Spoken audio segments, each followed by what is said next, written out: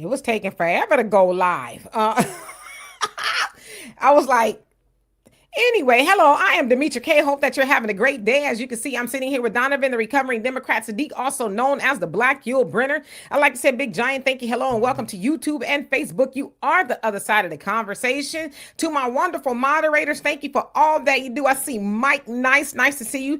All that you do and moderate in the comment section, it is much appreciated. Today, we're going to be having a conversation about them folks facing a harsh reality of voting for Trump after being hit hard by his economic performance. So we're going to get into all of that. Let's see, who else do we have on here? And Clipper, how you doing? So we'll jump into it, and then I'm going to pass it off to Donovan, like usual. So anyway, as you guys know, there's a lot going on in the country. Trump is in his, second term.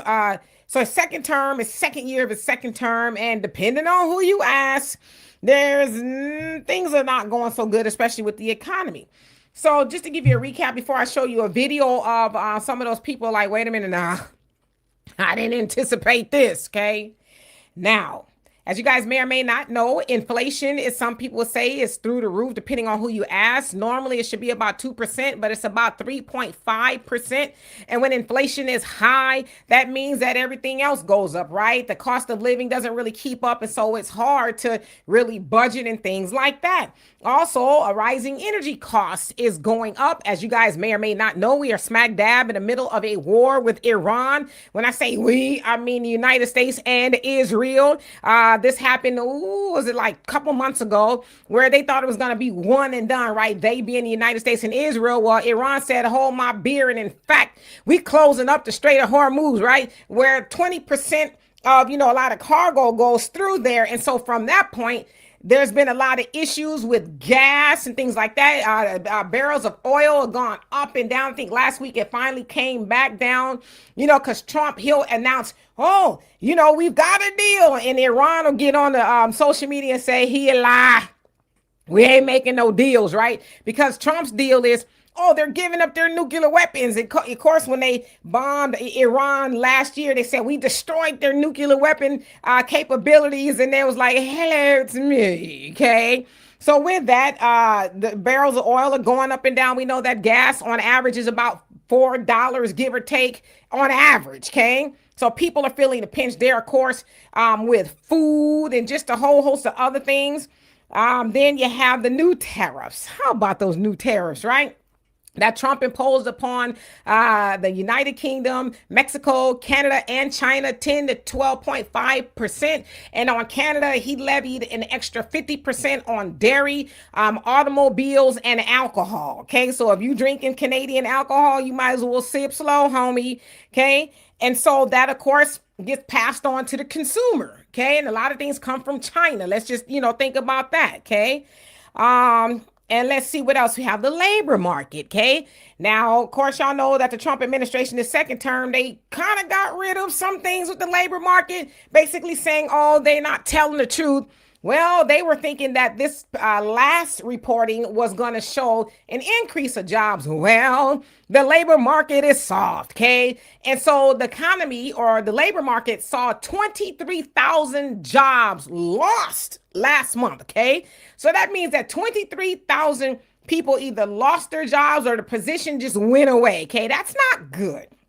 So there are a lot of Trump supporters who are disappointed, okay? They're like, wait a minute now, I didn't vote for this, for myself, right?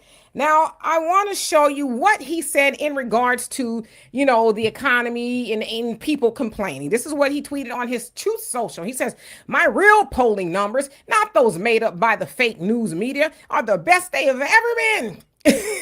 And why wouldn't they be with the biggest tax cuts and employment numbers ever? Now, again, we just heard that the labor market saw 23,000 jobs lost, okay? Now, he says the biggest outside investment in America in world history, a totally secure border, a giant victory in Venezuela. Y'all know they kidnapped the president.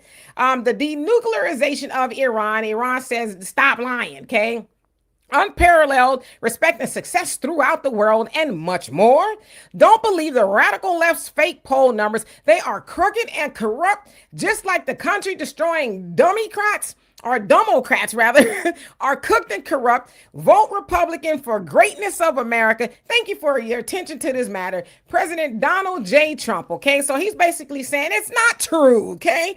That 32% of Americans do not like my economic policies, okay? That's what, let's see here, Americans for Prosperity Action, a PAC, right? A Republican PAC, basically saying this is what's going out. They're also saying that 1 in 5 reliable Trump supporters in places like Ohio, Montana, North Carolina, and other places are like, yeah, I might sit on the couch or vote for a Democrat this in the midterms. Trump, I'm not feeling Trump right now.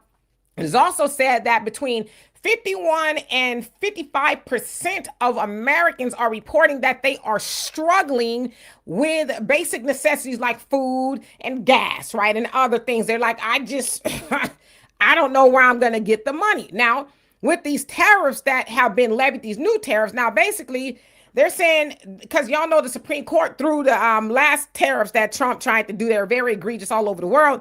The Supreme Court said, yeah, no, you can't do that. But they found a loophole in some policy that's from the 1970s that basically says if they find, I guess, that other countries have an egregious labor, like, so basically harsh labor policies, then they can then levy taxes. So that's the loophole that they're finding. But they're saying that adds, anywhere from $900 to $920 on average to Americans every year, okay? So that might not sound like a lot to some people, but to some people who are already struggling, they're like, yeah, no, it's a lot going on. But what I want to do is show y'all a video of people complaining. It's a short video. They are in Ohio, and they are Trump supporters, and this is how they feel about what's going on. I was hoping that gas was gonna go down so I could do something, You can't do anything with gas prices, and you just can't afford to breathe at this point. Well, I can get laid off tomorrow, then I'm pretty much homeless. Because, you can't save now. No, I'm good on Trump, man.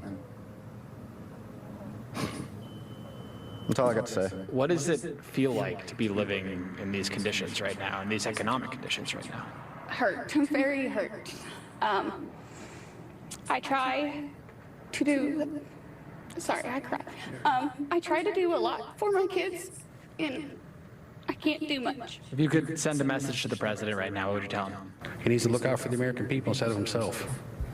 Put us first. Does America feel great again? No, not at all. Okay. So as you saw there were some voters, if you will, Trump voters in Ohio, basically lamenting about what is going on the Trump's economy. One says that she cannot afford to breathe, right? That's pretty deep. And I always joke about that by saying, even stepping outside, it costs you, extra money to breathe. One says that if he loses his job, that he could become homeless. And I think that's probably true for a lot of people. In fact, we are, seeing an uptick of people who are homeless. One said, she goes back to say she can't do anything for her kids, right? She likes to do everything for kids. And she, got teary-eyed there. She also said that she was hurt. Now, as I'm, and I've watched this video a couple times, and it's actually a longer version where she basically said, and I'm paraphrasing, but I didn't think, that was going to affect me, right? Now, I should also say that there are people who voted for Trump for various reasons, okay? Whether it was, to combat illegal immigration, or whether they felt like they made more money, because a lot of people said that in his first term, they thought, okay, this is where we're going to go back to. But unfortunately, a lot of people are like, yeah, that's not what's happening. And one guy, he says, why don't he help everybody else? Because he's basically helping himself. It is said that Trump, I'm going to say allegedly, has seen this term about $2 billion more in his bank account. Of course, we know that he commandeered a $400 million plane, from overseas and things like that. Now, as I was thinking about today, and I was thinking about this video, okay? And I was thinking about those people, I said, wow. And I talk about this all the time. White supremacy hates white people too. Now, what I mean by that is, and you think in the term supreme, okay? If you are believing that you are superior to somebody, you don't think, and pretend I'm white and I'm not, okay? If I'm white and I'm a white supremacist, I don't think I'm on the same level with somebody who lives in Alabama in a trailer park anywhere, right? I'll never be in the same circles with you, okay? So when people like that, the white supremacists, right, if you believe Trump to be that, and the Republicans or whoever, they're all white supremacists to me for the sake of argument. But when they get in office, they're not thinking about the everyday people. What they do is they feed red meat to the base. Now I want to go back to 1865. Okay, when the KKK, the Ku Klux Klan, got hot and popping, it was started by Confederate soldiers, right? They were mad that they lost. Democrat Confederate soldiers, by the way. Can I finish? Thank you. Okay, they were mad that they lost the Civil War, so they started there in Tennessee. I think it's Pulaski or something like that. Tennessee, they started the KKK. Now, again, they were mad that they lost the war. They were also wanting to organize against the Republican Party because black folks could vote back then, only men at the time, black men.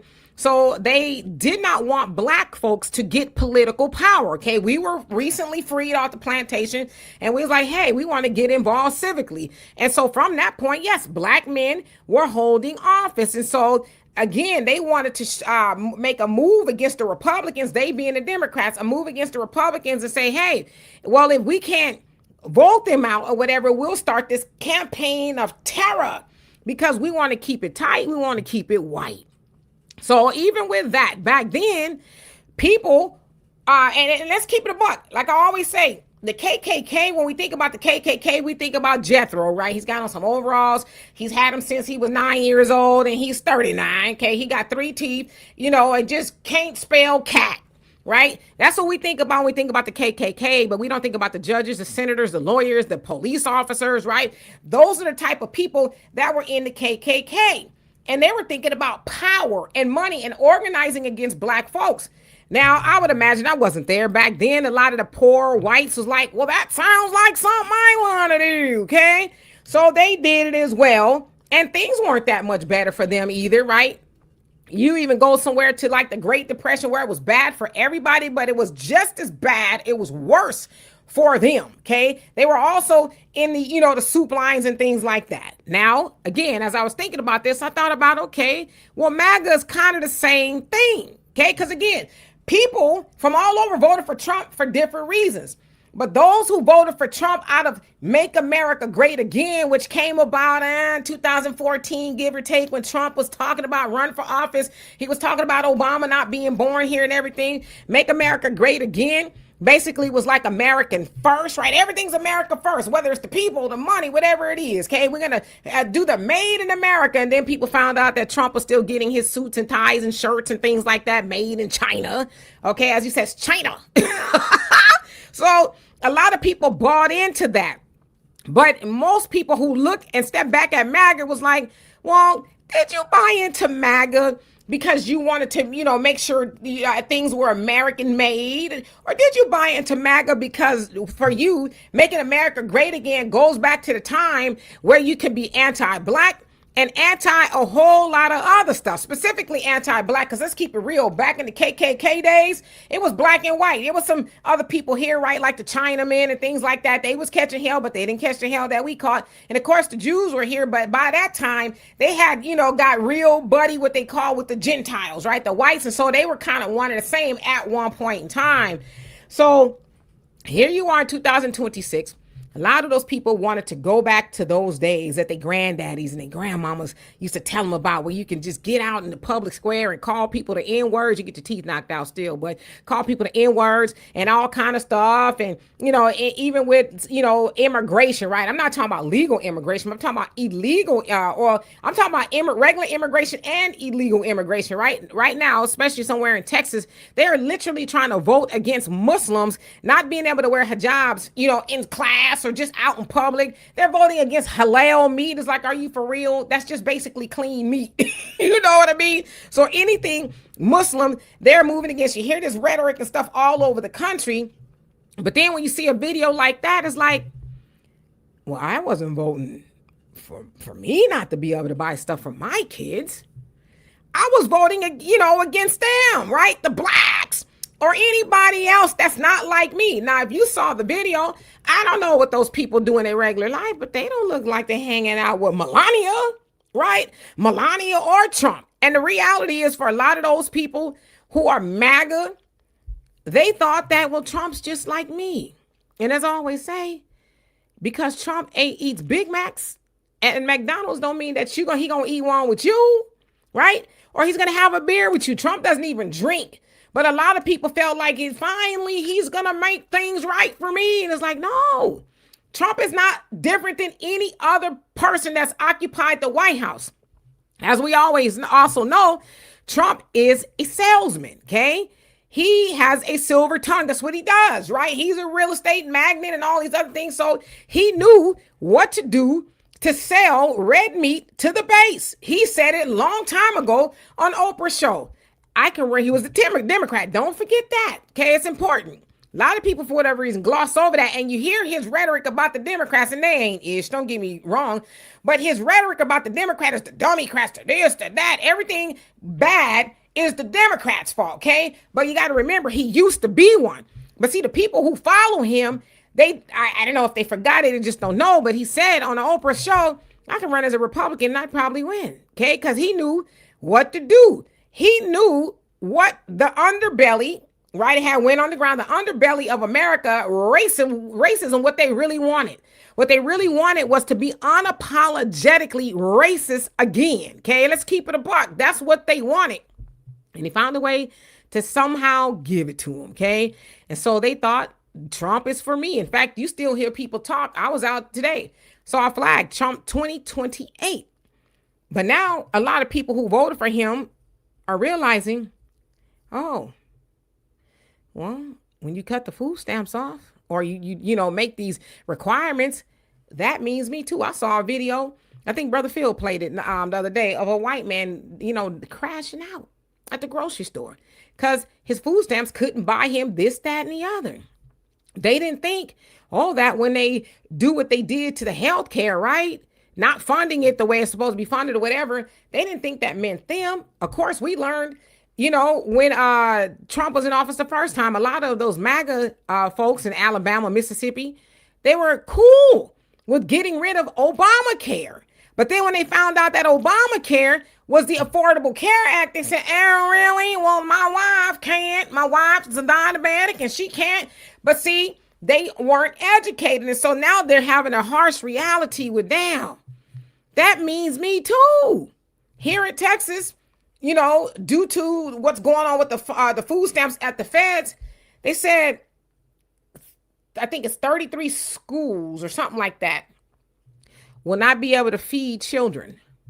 Won't be able to feed children, because what it is their parents probably won't be able to qualify for food stamps under the new guidelines. And so usually if a child is on food stamps, it's easier for them to get free meals and things like that. And so they calculate it by that. So they said there's probably a lot of children that are going to go hungry. Well, do you think that's just Black children? Latino children? Asians? No, it's a lot of white folks, because despite what they tell you, a lot of white folks get food stamps. More so than Blacks. Now, I know on a disproportionate level, that's a different conversation, but that means them too. So now they're having a come to Jesus moment. It's like, oh, when the gas prices went up, that means it went up for me too? Because some of them were disillusioned and thinking, well, MAGA means that Trump is for me. No, fool, you ain't gonna be able to ride on the $400 million plane. You ain't gonna be able to do that. So again, this is a great conversation. I think a very loaded conversation, and that be careful what you vote for. Again, not everybody voted for that, but be careful what you vote for, because you might be voting for your own demise. And we're learning every day. A lot of them white folks, especially, they're learning that Trump don't love you either, because Trump is actually orange. He's white underneath. Donovan? Gotta say, that's one of the best intros that you've done in a very, very long time. I'm very surprised by it. Enjoyed it. And everything you said is very, very true. But here's the thing. before we get into that, guys, do us a favor, hit that like button, share, subscribe on your platforms, do all that great stuff. Also, don't forget that download the African Diaspora News Channel app. Still under $10, thanks to Brother Phil Scott, because we know we are in a recession and, you know, people are tight with the money. So until further notice, Brother Phil Scott is going to be doing that. Original content, Vicky Dillard, Brother Phil Scott, Demetra K, Juan Gale, and a whole host of other hosts and original content. So please get a chance, Google Play, Apple Store. Now, my one question with everything that you said about Trump and all this other stuff, my one rebuttal to that is, what are the Democrats going to do any different? I do not see any Democrats coming up with any solutions. I don't see any Democrats suggesting any legislation. But this is what we've been trying to tell you guys for years. These people are the same. Like you just said, Donald Trump was a lifelong Democrat. A lifelong Democrat. He just switched parties just like that. And yet, of course he's enriching himself. We have laws. When you're a lame duck president, he only got about two and a half years to go. Hey, he ain't got to do nothing now. He's a lame duck president. Isn't that what Obama did? Hey, when you guys reelect me, I'm going to do this and I'm going to do that. Got reelected. He doesn't have to keep anything. We've been telling you guys how politics works for years now. And this is where it's at. Yeah, he's going to enrich himself. What are the Democrats doing to enforce their policies and their rules to stop him from doing what he's doing? They could take all of those gifts from him that he receives, but they don't do it.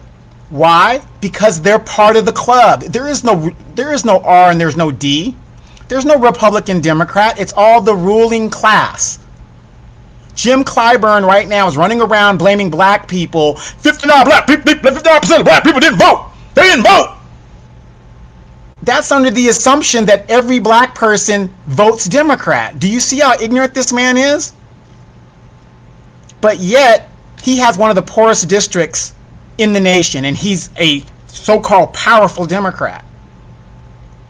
So, when we talk about funding, and I'm not trying to play the blame game or anything like this, it is hard to fund Americans first when you're taking all your money to support all these damn illegals. This is what I was trying to tell you guys years ago, why Americans should be first.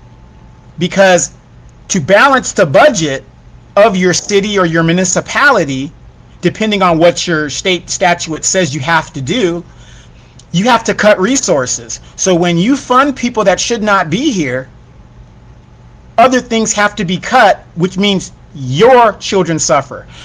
Illegals have children that are in the school districts. When these children can't speak English, it slows down the rest of the classes and the teachers are overwhelmed. Are you guys understanding how this thing works? Everything Demetra says is true, but at the end of the day, what do the Democrats have to solve these solutions? Because we saw what the Democrats did when they were in power for 4 years, letting almost 27 million people into this country and overwhelming us and using our resources. So the Democrats are also at fault at this situation. The Democrats, by the way, are also at fault at the return of Donald Trump. Why did Donald Trump come back so overwhelmingly? We don't even know if Demetra's favorite senator, Mitch McConnell, is alive right now because nobody wants to see him. They won't show this man's body. We don't know if this man is cognizant or not, and yet there are no laws other than the Senate kicking him out completely, which they can do. Do you guys see the games that are going on? And we allow this, and now Rufus over there, I can't get a job. This, that. Me. Mr. Rufus, because he's not paying attention to what is going on. Why aren't you demanding that these laws be updated to a modern standard? Nancy Pelosi enriched herself over $300 million and walked into retirement without any implication. Not one investigation, not one thing. But if that was you or me, we'd be in jail within 30 days. And then we talk about, well, there are no jobs out there, whatever, 350 Haitians and Syrians have just been declassified as can't work. So there are jobs out there, but see, the problem is we don't want to work those jobs because those jobs are very minimal. You know, it's insanity here, you guys. It's insanity. But my question, Demetra, and to you guys out there is, like, I already know these parties are the same. That's why they don't penalize each other. They don't do anything to each other. But what do the Democrats have to offer that's different? It shows you right now the power that they have. They refuse to wield it. So if you won't even penalize the opposing party, let me put it to a sports analogy. You got the greatest team on the face of the earth, the Dallas Cowboys. And they are supposed to be defending their goal. And they don't do it. And they let the Philadelphia Eagles just run in, touchdown after touchdown after touchdown. Who's at fault here? Is it the Philadelphia Eagles or is it the greatest team on the face of the earth, the Dallas Cowboys? It's the Dallas Cowboys. So you, as the runners of this great experiment, my question to you is, what are you going to do about it? Are you going to continue to vote for one party that seems to be enriching themselves and doing a little bit of get right, just a little bit, or are you going to go for another party that told you right in your face, I'm not going to do anything specifically just for black people? No. So what are you going to do? What are you going to do? A party that represents non-Americans or a party that represents themselves and enriches themselves? It seems like we're in a trick bag. And my solution to this is, you better vet these candidates. I have a candidate in my city right now who is running for mayor, and I'm going to put the video up a little bit later. This woman is running for mayor, and she has the nerve to run around hyping the song, Where Are My Scammers At? This is where we're at. This is what we mean by vetting. This is what we mean by vetting. You better know what you're getting into, because in our system of politics, it's a two-party system. It's a two-party system. So I'm not saying one is better than the other because they're both crap, but you better vote your interests. Absolutely. So, and hey, Thunder, I'm going to address what you said. And then Mark, thank you so much for the donation. Love it. Appreciate you for that. And then Donovan, I'm just what you said about the Democrats. So, Thunder, you say, basically, and I'm paraphrasing, I guess black folks, are better off. I kind of think that's what you said under Trump. And I agree with you. And I've always said that I think black folks are better off under Trump, simply because we know that. And I unapologetically tell you guys, I did not vote for Kamala. Okay. But if Kamala had gone back to office, black folks would not be better off. We were going to be rocked right back to sleep. Oh gosh, everything's good. Whew, that was close, right? And Kamala got in, but we know that what Kamala was championing, even though, you see her running around the country now talking about, oh, the Democrats are in trouble because of A, B, C, and D and stuff. But Kamala, she's now talking against the status quo. I just saw that she posted on her own page on Twitter that she's now against the status quo. But we know, especially when she was on The View with Sonny Hostin, she says, well, what would you do differently than Joe Biden? And she says, I can't think of anything. And what did Joe Biden say when he went to office? He said, I'm for the status quo. And then, of course, if you know what that is, as far as the Democratic Party, as a black folk person here in America, you should be terrified that he is for the status quo. And you name it, okay? So Kamala was not going to be any better. While she was called loosely the border czar, she tried to go after they were kind of getting their tailbone kicked in with this illegal immigration, with these open borders, that Biden said, hey, you black folks need to learn how to get along with the Hispanics because they're going to outnumber you. They tried to send her to the southern border because remember when she was asked, have you gone? Yes, she says no. And they said, why not? I think it was Lester Holt or somebody asked her. And she got an attitude. Well, I haven't been to a lot of places yet. So she tried to basically say, hey, okay, you guys don't come, stop coming here, okay? Don't come here. But it wasn't really what they wanted to do because we saw an influx. They had the app where people came to the border. They gave them a phone and said, hey, you can go here, there, and everywhere. You can get all the things that you want to get. A lot of those illegal immigrants went to black neighborhoods like Chicago, and a whole host of other places, right? We saw these black mayors, Brandon Johnson, who had really kind of got in there halfway through.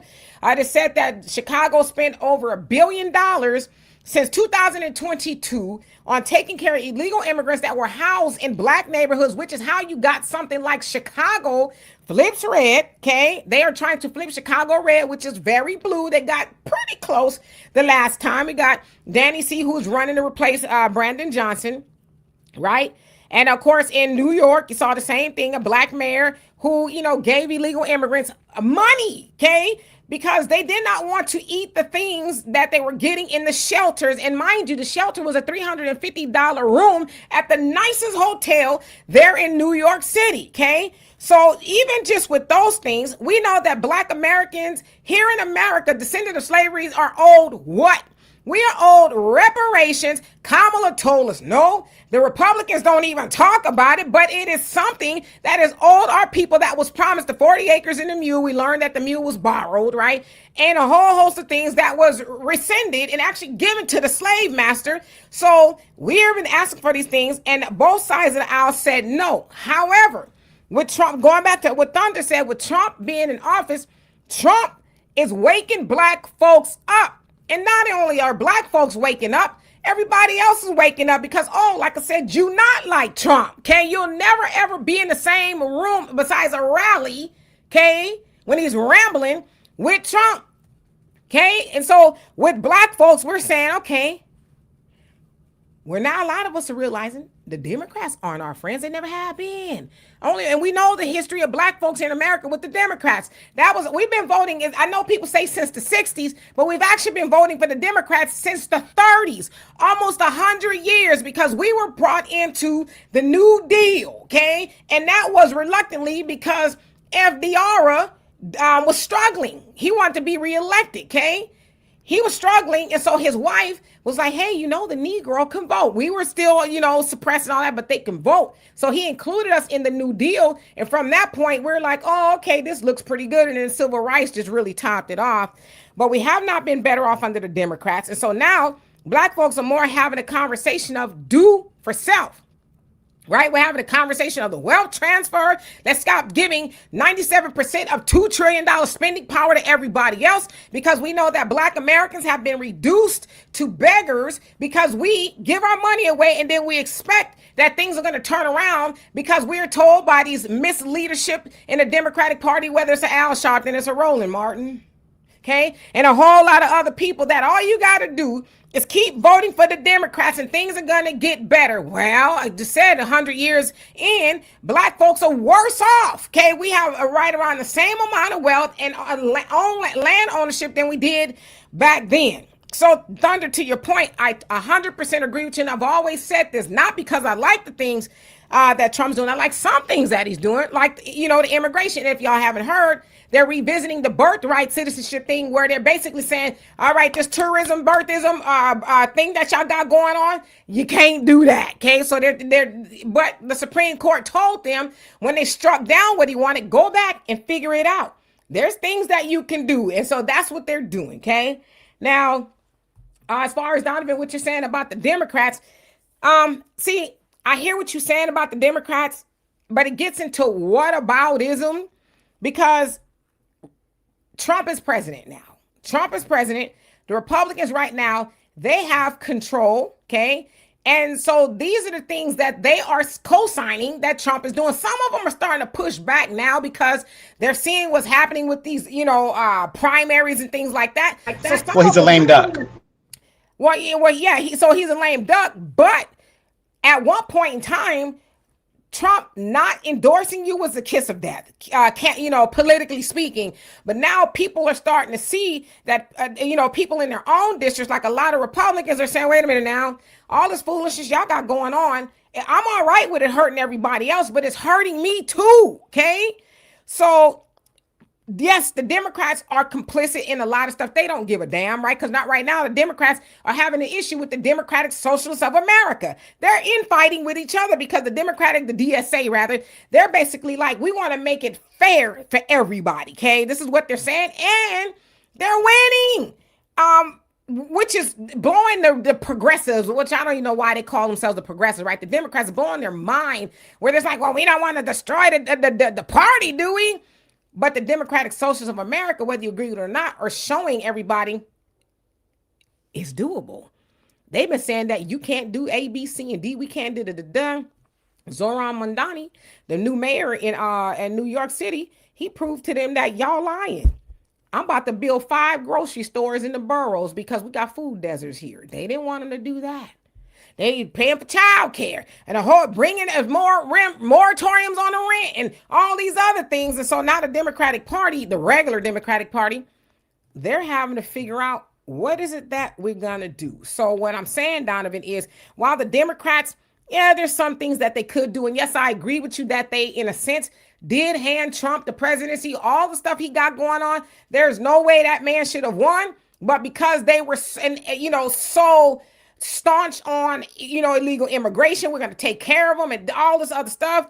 People were like, okay, it's not even cute anymore. Okay. Because while we see homelessness, people in America are homeless. Y'all spending all this money taking care of illegal immigrants right there in California, Donovan. Like I said, if y'all don't get it right, I'm never going to come back. But somewhere in California, they hate Californians. They being a Democratic Party, they run that joint. Let's just keep it a buck. They spend all that money taking care of illegal immigrants. And even here in Texas, they talking about spending $2.5 million on the investigation of the illegal immigrant. RIP to him. I'm not saying it was right. That, was shot by ICE agents. They're going to spend $2.5 million. But every day you walk, you drive around, you see people with tents on the freeways, all kind of stuff. So the Democrats are still up to their foolishness. So, but at the end of the day, Trump has to own this, okay? Because if he can make $2 billion for himself, plus enrich himself with a $400 million plane, can the rest of us get a ketchup packet? Yeah, no, I agree with you hardly. Whoever's sitting in the seat owns whatever comes with it. Mandani, even though he said he's going to make these food deserts, you still got to get it through the council. So, saying something and actually doing it are two different things, as we know. So I'm not saying he can't do it, but again, if the New York City Council is like the LA Council and you've got nothing but a bunch of damn Democrats up there, why isn't anything getting done? See, that's the game, and that's what I want people to understand. The reason why a lot of Republicans are now pushing back is because Trump is a lame duck president, and they're not afraid. It's all political gamesmanship, and you got to understand how this works. That's why when Obama was ready to leave, what did he say? Oh, my hands were tied. There was nothing I could do. The Republicans obstructed me. But for the first 2 years, he had a supermajority. He could have gave us reparations. He could have gave us whatever he wanted to do. But within his own party, the Democrats hate Negroes more than anything else. And that would have exposed a lot of Democrats. So what I'm saying to you guys out there, and we want to get to your comments because you guys have a better understanding of this than we do. What I want to say is this: in this election cycle, whatever your interests are, you need to vet these candidates. It doesn't matter if this guy's a socialist, whatever. If that's what you want to do and that fits your agenda, you go on ahead and do that. But I'll tell you one thing about the socialists. You got too many war veterans and people that are doing it. It ain't going to work. It's not going to get through, not on a national level. It ain't going to happen. We are not going to throw our democratic principles away just to let socialists and communists into the country. It's just not going to happen. Get it out of your head. I know a lot of you young people that are in the chat, you guys are, everybody's everybody and human beings are human beings, right? You have no country if you have no border. This is why we're in trouble right now. Look at how the illegal immigration has affected the regular citizen. So again, this election cycle, whatever your interests are, you better vet these candidates and hold their feet to the fire to what they say they're going to do. You give them one term. If they don't do it, you get them out of there. Let's hear what you guys got to say. Absolutely. And I just want to give a point of clarification for the 5 stores that will be opening up at the end of 2027 in the 5 boroughs in New York City. He has secured $70 million to build 5 city-funded, city-owned grocery stores to combat the food desert. And the items in there will be at a 30% discount. So that is something that is going to happen. Just want to put that out there. I don't know how you could regulate in an economy. That's what they tried in Cuba, what the prices are going to be. The market dictates what it's going to be. So I'm not saying it's not happening. What I'm saying is good luck with that. We'll see how it turns out. It's the same way when you regulate giving money to illegal immigrants or any other thing that they do. Well, no, in Cuba and in these communist countries. Wait. In these communist countries, when you regulate the market, it always fails. It always fails. You can't just say this is what the price is going to be. What business owner is going to work with that if you're saying, hey, you got to give it at a 30% discount? Again, even if it's city funded, what a distributor is going to say, hey, I'm going to give my goods over here for 30% discount when I can get 100% discount over here? I'm not saying it's not going to happen, but we're going to see it.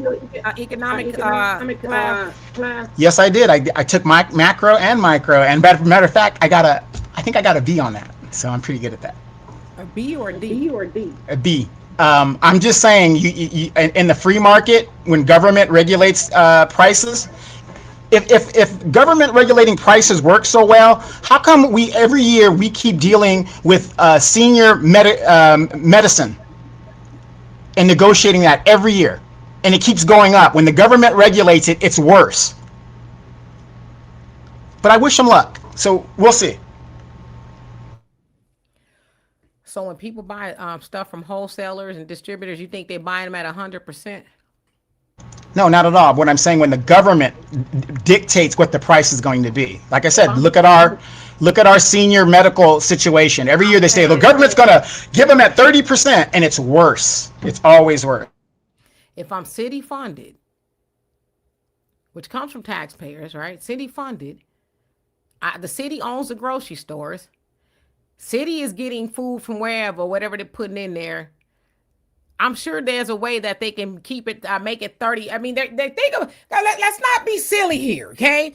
There's a lot of the food for less, okay? I'm a Cali girl, okay? Food for less is discounted from Ralph's, right? The Kroger owns Ralph's and Food for Less. Food for Less is their bargain store. You have an Aldi's, you have the dollar store. So you have different things that can make groceries cheaper. So when we say and listen, I suck at math, but I'm great at common sense, okay?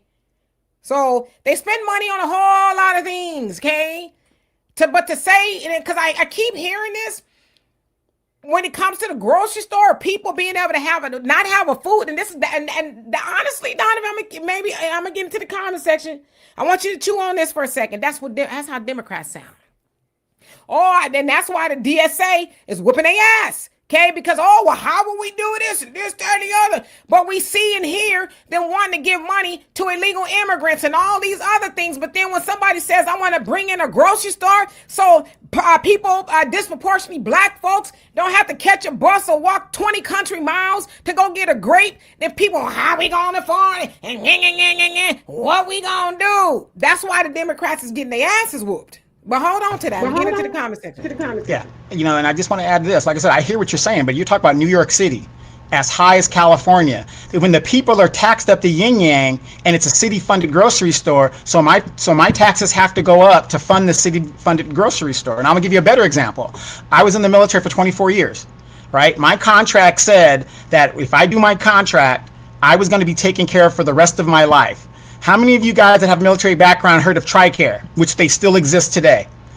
They said, when TRICARE came out, they said, it's only going to be $1 out of your pay. That's not a lot. TRICARE is one of the worst things you can do here in California. A lot of doctors don't take it. And TRICARE now, I believe for a family of 4, it's like I think it's like $370 a month. $370 a month. But my contract said I wasn't supposed to pay anything at all. So I'm not saying it's not going to work, but I'm just saying in a capitalist system, you look at Cuba. You guys look at those videos on Cuba, and then if we're talking about food for less and the 99-cent store, the quality of the food in those places and the vegetables is not that great. I'm not downing it, but it does exist. So we'll see how it goes. Well, what's great in a bodega? I mean, I'm just asking. You ain't got to answer. I'm just asking. Well, I don't know about it, but I'm from California. I don't really know anything Well, about a I'm bodega. saying it's the same thing with the corner stores in the hood or whatever. They all the same. Bodega, liquor store, whatever, you know. And Norma X, how you doing? Says capitalism never benefited black folks. Yeah, that's true. But capitalism can benefit black folks if we stop giving 97% of our $2 trillion spending power. That with $2 trillion spending power makes us about the 11th wealthiest country, give or take, in the world. So it could benefit us if we appropriate our money the right way, right? And then you say all these is not cheap. It's cheaper. That's the point. It's cheaper. I've been into all these before, and I would say that it is cheaper. Okay, whether it's cheap is subjective. I don't know, or objective rather. I don't know. Anyway, let's see who else came on here that I did not see. Cisco, what's going on? She says people want to blame the orange man. I understand their frustration. However, the economic disaster we're still recovering from was initiated under Biden. When you flood the border, equal inflation. Yes, that is a fair argument. You know, the incoming administration is riding off of the last administration's economy. So that is a fair thing. But you got to admit that when you're imposing tariffs here, there, and everywhere, we got a war going on in Iran. That wasn't going on back then, right? A lot of people knew to stay away from them. That is going on. Trump, Pete Hegseth, all them, they cannot figure out a way to get Iran to tap out. They say we're not tapping out, okay? So you factor in those things, yeah. You add a different set of circumstances, just common sense. But yeah, absolutely. Anyway, Philip, you say he got a D. I know. I was like, did you get a B or a D? Uden Warrior, what's going on? It says, you black people complain too much. Any other non-white racial group can come to America to get an education and do extremely financially well while y'all still complaining and broke. Well, you know, you better thank a black American, right? What did Kamala say? You better thank a union member. You better thank a black American that anybody that's come over to this country can do that. And I will concede to you, yes, black Americans better stop doing that, which is why I don't get too far into the weeds with it, right? But I understand the delineation conversation because of that. It's just a fact that every other group that has come over here and that so-called benefits, you know, are better off than black Americans. You better thank a black American that, you know, march for civil rights that benefits everybody else, right? We also know that when foreigners come over here, they get, you know, preferential treatment to a degree, whether it's, you know, different type of loans and all kind of stuff. You take the Asians. They say Asians, yes, you can get the loan, but you cannot open up in white folks' neighborhood. You better take it to black folks. And black folks, sometimes we so silly that we see them open it up and they cut the ribbon. And then we go right in there and don't care how they treat us or any of that other stuff. But see, we can shut that down. You can have a grand opening and a grand closing and say, we're not going up in there, right? So some of that is on us, but don't you ever forget. See, this is the problem that I don't know where you from, but a lot of people who come over here, you forget. See, that's why I keep this picture behind me. That's Madam C.J. Walker. She was attributed to having one of the first MLMs. You look all at a multi-level marketing, right? She got her people from washing white folks' drawers and driving Miss Daisy around and a whole host of other things. And I know that y'all don't understand or learn these things, but our people built black towns, okay? Black towns. And anybody that's come over here, I argue with you and your mom, okay? Did not have the set of circumstances that black American, especially our ancestors, had, right? Madam C.J. Walker was the daughter of a slave. Our folks that built these towns, we had 1,200 of them, they say at the time. Our folks came off the plantation and we built things. Of course, the people that come over here, y'all don't have the enemy we had. And then what y'all have done is come over here and take a little bitty part from white supremacy, and y'all try to apply that to black Americans who everybody eats off of, whether it's culturally speaking, whether it's our ancestors' feet in the street, making sure that y'all get civil rights. But then let's flip it around. Okay, let's flip it around. When you hear somebody like Trump saying, oh, I'm getting rid of the birthright citizenship. He said it the other day. That was for the babies of slaves. Then a lot of people crash out. Oh, what about us? And listen, I love my brothers and sisters from Haiti, the continent. I'm not in the weeds like that with everybody else. However, you come over here, not all of y'all. Some of y'all come over here and thumb your nose at black Americans, but when it's time to go, you want to know where your brothers and sisters is at. It's like, wow, y'all kick us in the teeth, kick us in the ass. Y'all talk crazy about us while you ain't working hard and all this other stuff. But it's like, who worked hard so you could get what you got? So I agree. Black Americans got to work hard. We got to start working hard for ourselves and stop looking out for everybody else first. We were told that do not do anything for anybody else until we get our foundation set. So you're welcome. But the other thing is this too. Stop wondering where Black Americans are at. I don't care if you're Latino, if you're from the continent, you're from South America, wherever you're from. Stop wondering where we at. Because y'all continuously disrespecting us. Even though y'all going out the door, y'all disrespectful. A lot of y'all are really mad that Black Americans are citizens and we can't be deported. Y'all hate us for that. And it's like, why?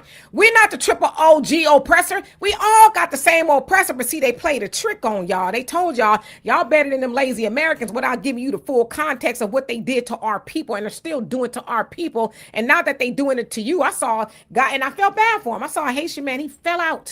He fell out after they clicked that thing on his ankle. He fell out. I felt bad for him.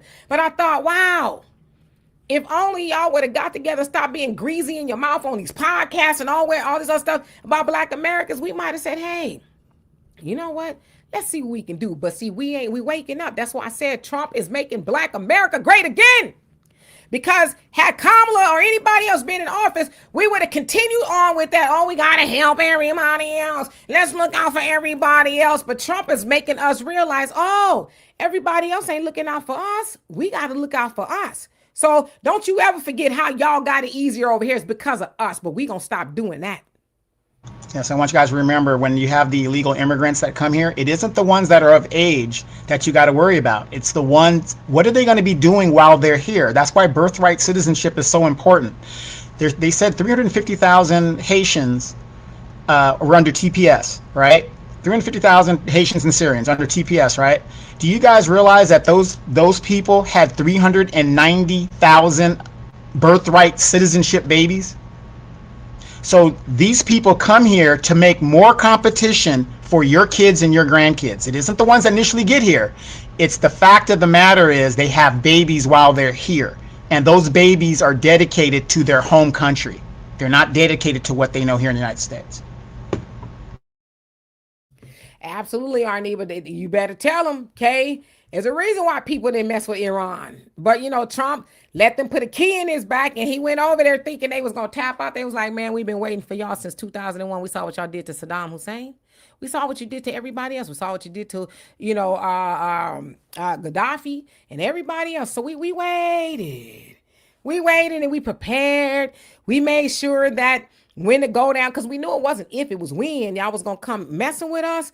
But now that you did, we'll be your huckleberry, right? So yes, I agree with you. Iran is divinely protected. And as the Honorable Minister Louis Farrakhan said, if you go mess with them, he said this in 2017, America will never be the same. And here we are. See, they don't know how to get out of it, because every time Trump talking about, oh, we came with a deal, Iran is like, you a lie. We ain't making no deal with you. We're not. Movie quote. Could you please give us that movie quote, please? That is from Tombstone, okay? Doc Holliday by Val Kilmer said, I'll be your huckleberry, okay? That means that if you want to get froggy, we can leave. That's what that meant. And so Iran has just been, they've been saying, here we go. Because we got to remember, a lot of them be like, if Allah calls us home, well, we just go home, but you coming with us. And hello there. We call that here in America a double Muslim. They can't wait to see Allah and want to take you with them. Yes. Makiba, how you doing? It says, Black First, salute family. I'm glad I can grow my own vegetables and not wait on the store. Yeah, I mean, if you follow what's going on with the vegetables and stuff here in America, it's like, just a whole host of things. It's like, what can you eat? So yes, you are on the right track. Shan, how you doing? Hope you're doing well. So they still want us to be voting for the same old BS. So why should we vote for those people who don't understand our issues? They understand our issues. They understand that we don't care. We're going to vote blue no matter who. We're going to vote blue to our own demise. They know that, right? They know they could get the same old parrots up there to tell us to vote for the Democrats, and most of us to do it because they're trying to scare us with Trump and this, that, and the other. Like I said, why y'all run around here scared of Trump? Black folks have been through worse. Okay, worse, like the plantation and all the other things. We've been through worse, but they telling you Trump, Trump, Trump. But as Donovan said, and a lot of y'all said, they're not telling you what they're going to do to help you. They're not going to say this is the antidote to Trump. All they're saying is, watch this, Trump. And people freak out. I mean, is he doing some things that, yeah, he's doing a lot. But again, he's not doing anything that Obama didn't do. Okay, if you're talking about the deportation thing like that, they called the Obama the porter in chief. He had kids in the cages. That's what it came from. The term "kids in the cages" came from him. There was people who died in ICE custody under the Obama administration. Why don't they tell you about that? I'm not saying any of it is right. I'm not saying that should be going on, but Trump is not doing. He's just a little bit more bold with it, right? Like out in the open. He just doesn't care. He's unapologetic about it. But the rest of them was like, well, we're going to do the same thing, but we're going to pretend, hey, even like right now, Obama, he done marched out in a tan suit. That was iconic. Why in the hell is this tan suit iconic? Well, white folks made it iconic, right? The racists, oh my God, look at him. And so he's distracting everybody. Well, this tan suit was iconic. I saw him the other day. He had it on and was talking about it. I'm like, and that's what black folks thought was Obama did the best. The tan suit. It's crazy. And speaking of Obama, he used the same exact person to head up the deportations. Am I correct? Yes, Tom Homan. Tom Homan now is the border czar. That's his official term. He's the border czar. He was also under the Obama administration. If I'm not mistaken, Obama gave him a Medal of Honor. Medal of Freedom. Medal of Freedom. Yep. Yeah. So what are we doing? Why is it okay with it? But do you guys see my point with what we're trying to tell you guys? It's just a different face. They do the same policies. It's the same exact things. It's the same exact thing, just a different face. Oh, Trump. Okay, yeah, we get it. What are you going to do different? What are you going to do for me? Oh, if you're going to be letting these illegals in for Donovan, can't vote for you. Nothing I can do for you. So that's what we've got to start focusing on. You got your Roland Martin. Wait, I got to speak on that. You notice that when white supremacy is done with their tools, they break them. A few weeks ago, Roland Martin was talking about sitting on the couch, but eat is a strategy. Then just last night, I think he got the message when they got that stuff on, they dropped those things on him. He's back to, we got to vote Democrat no matter what. Do you guys see how this works? You guys see it, but do they see how this works? And people got to wake up. Because again, politics now has been reduced to nothing but people enriching themselves. Buckhorse is right there in D.C., right there in Baltimore. The mayor of Baltimore's wife was caught in an NGO giving taxpayer money, and the first thing that this mayor says when asked about it is racism. Your wife got tax-funded money that she shouldn't have gotten. What is your statement on this? Oh, it's racism. So we got to wake up, you guys. It's no more what's best for the black community. It's what's best for your family. And what's best for your family and what's best for Demetrius' family and what's best in my family will be better for the community as a whole.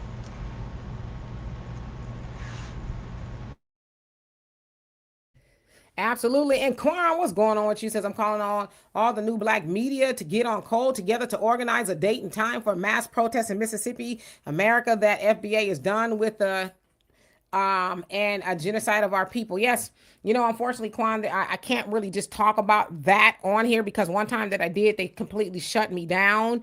So I don't know why they won't let us do it. I just can't, but I am paying attention to what's going on. They found a black woman Monday, but I saw that they arrested a look like he black, okay, a black man. They say he's a person of interest in her particular case.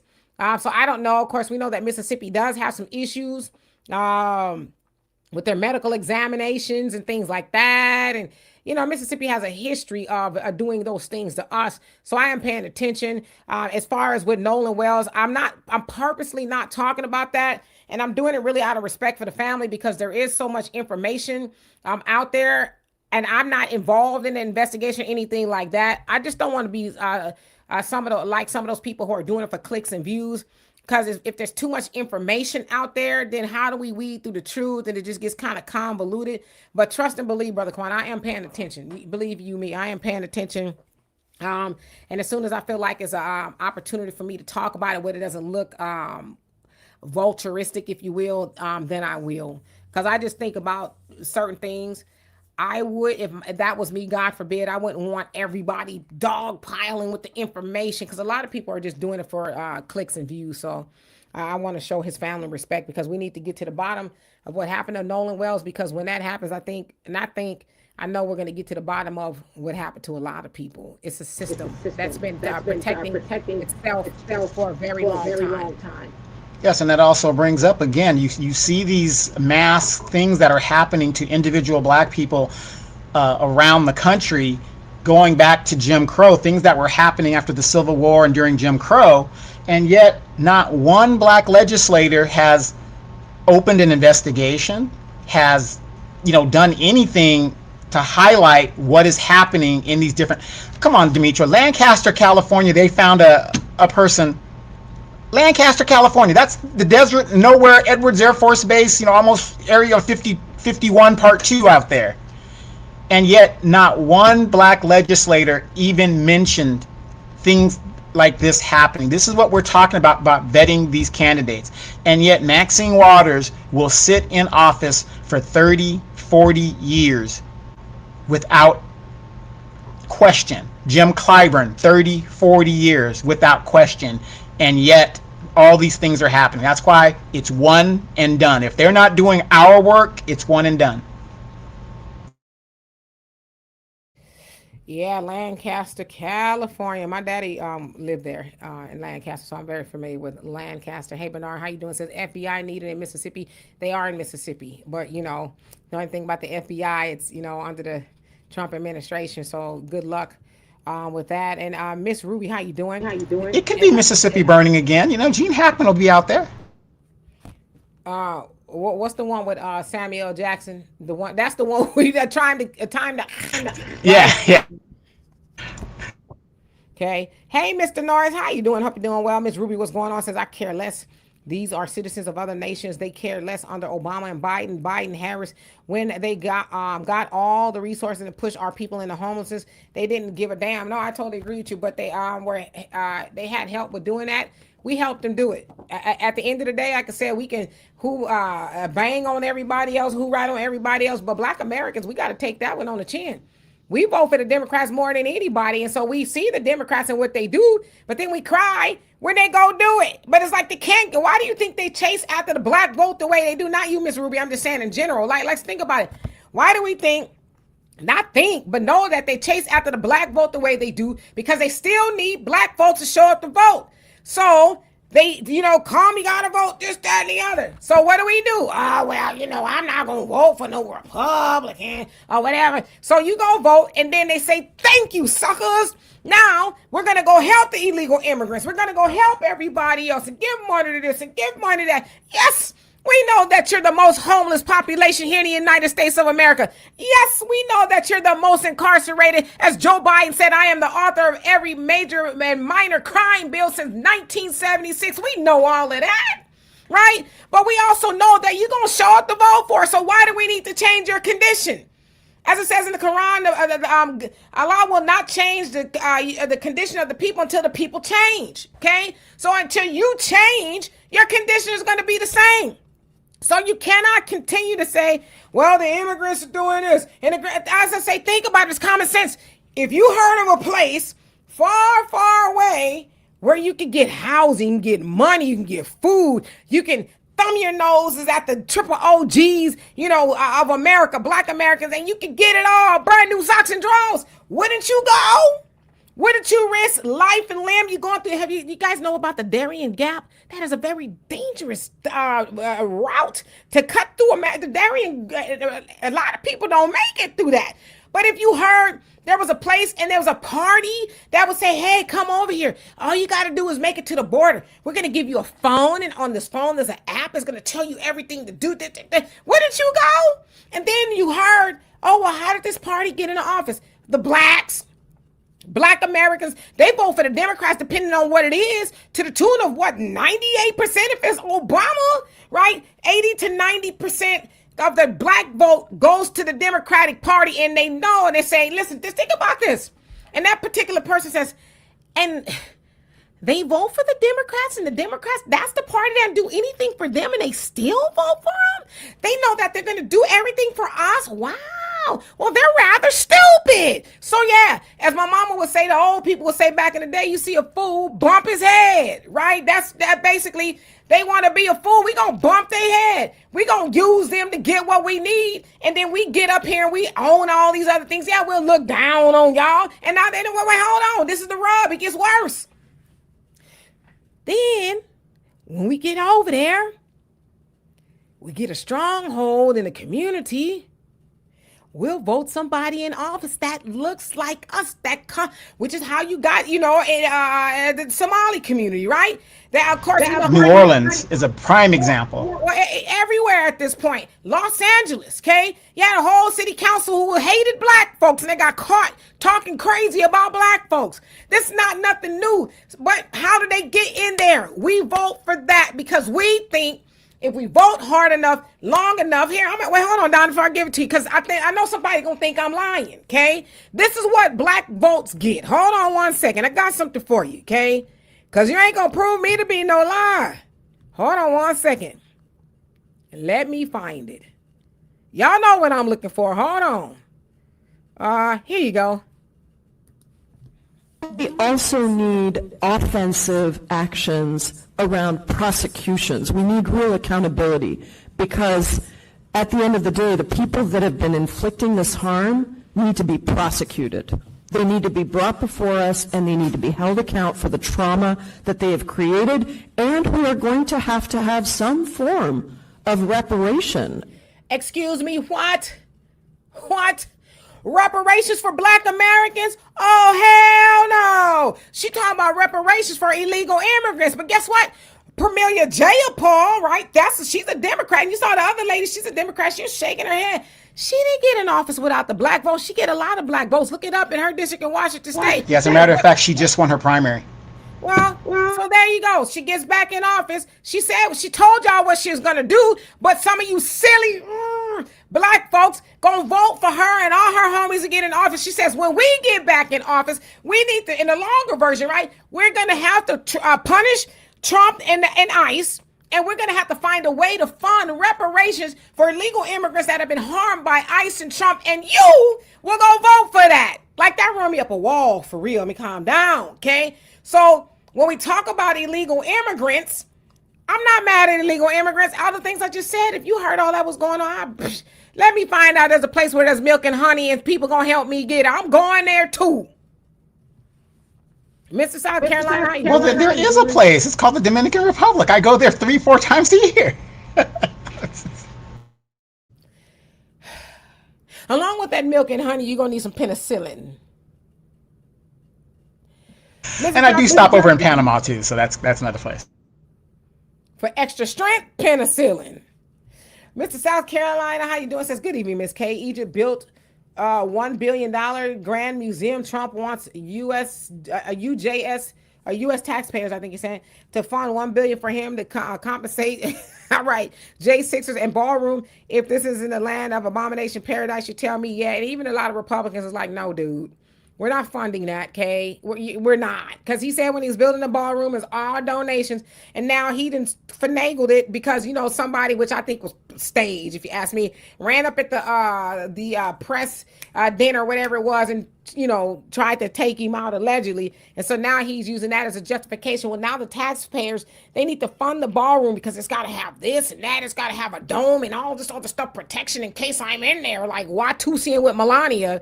And they're like, no, we're not doing that. In fact, y'all heard about his pool that was allegedly gashed up by some Olympian, and he got charged and all this other stuff. A federal judge was like, man, knock it off. We're not bringing up charges. That he didn't do that, okay? But Trump is vehement that this former Olympian did that, and they're like, stop it. And then you think of all his legal protections and stuff like that. This man negotiated with the federal government that they cannot look into his taxes moving forward, and all kinds. I didn't read the whole thing, but they can't look into his taxes, and that what was done to him, because let's be real, they did use lawfare against him. That's true. They did use that. But here's a public servant who negotiated with the government.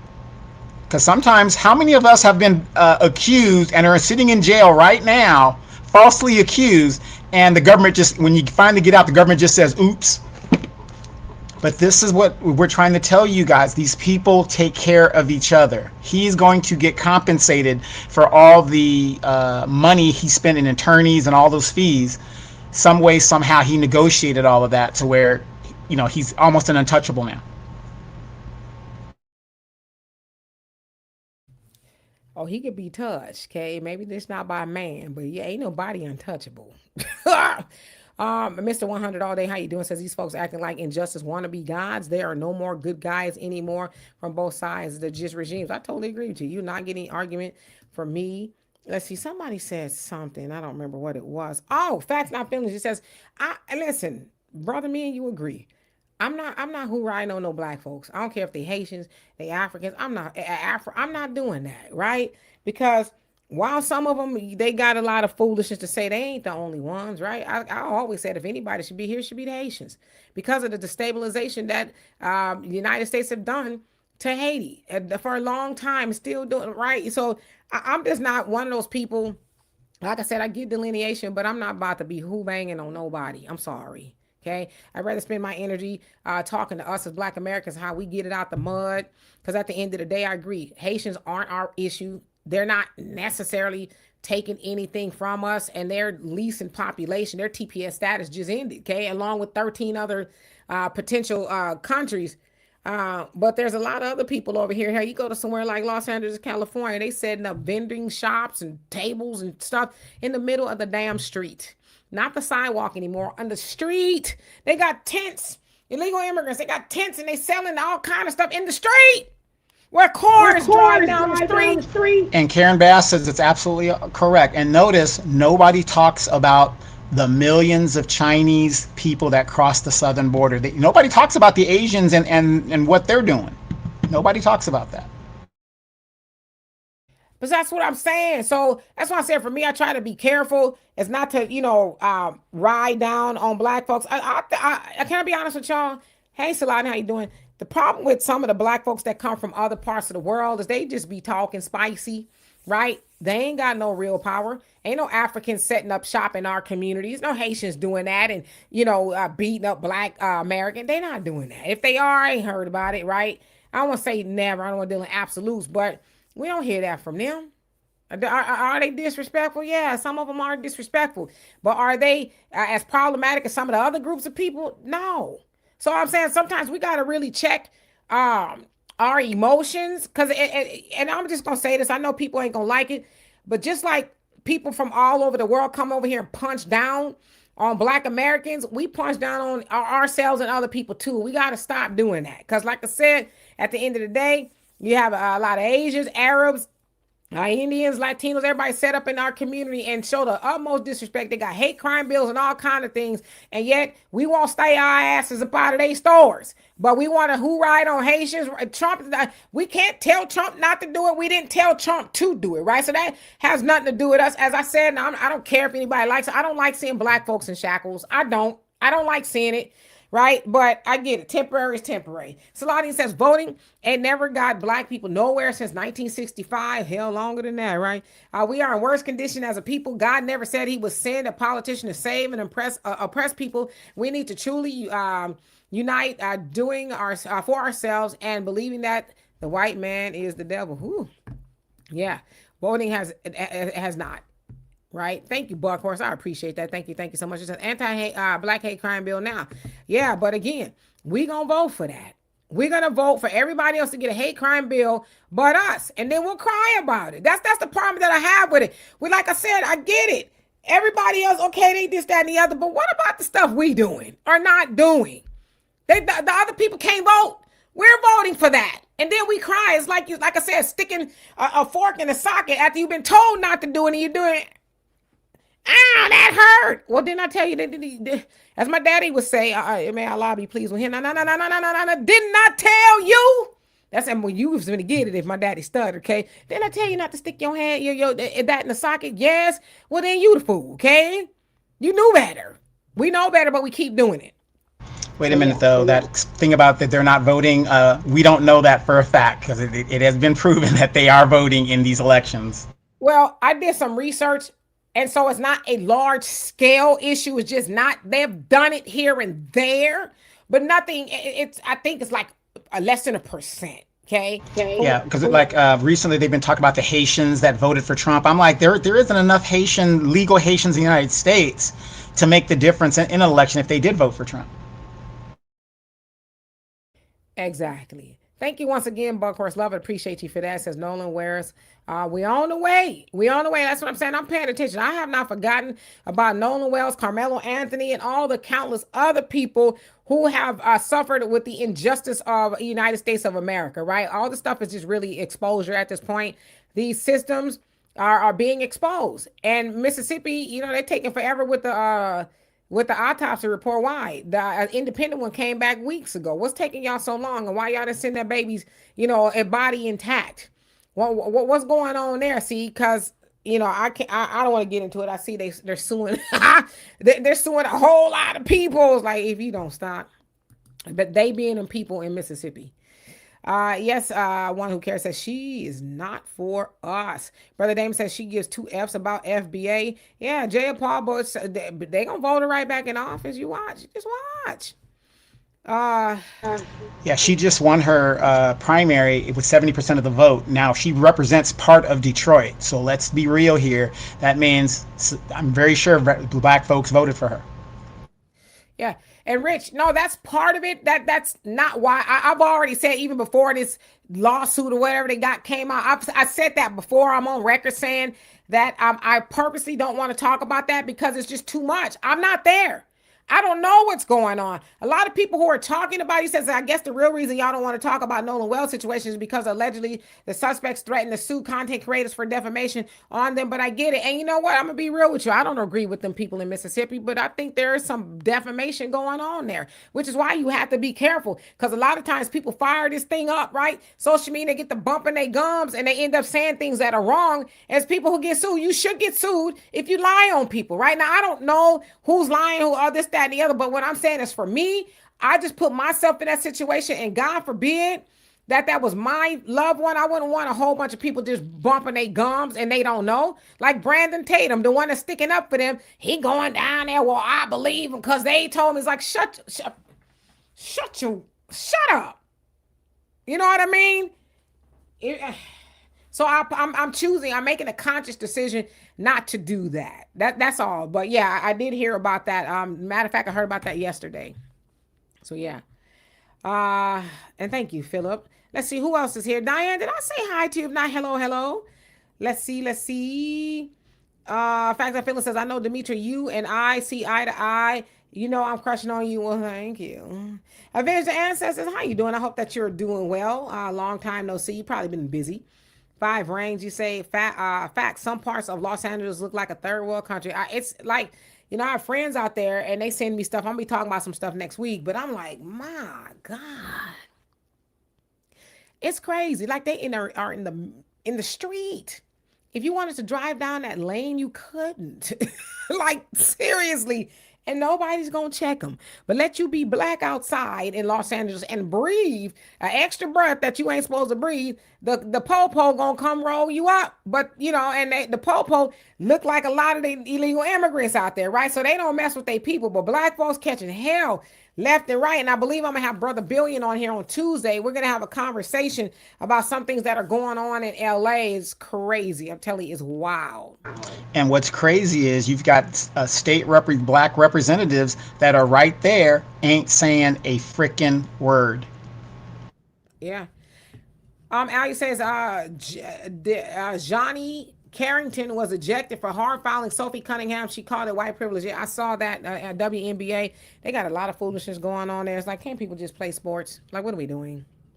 Well, the problem with the WNBA, and I'm just going to be real quick because Demetri, I was a big LA Sparks ticket holder and all that great stuff, trying to support the sisters, but the product is trash. The whole thing is trash. But these women, everything's a soap opera. You could kind of see there's always some type of drama going on in these organizations rather than just playing the sport and keeping your private life private. So I'm not surprised at this. So it's just sad that and now they got these trans basketball players about to come in there. That's going to be a story within itself. So here we go. So all you woke liberal folks, this is, hey, you trans men in sports, this is what you want. Here it comes. Juana Man in real life. And guess what? If it is going to be Juana Man, I'm Smokey Smoke. I'm going to be that guy. The one Tommy Davidson played in the movie.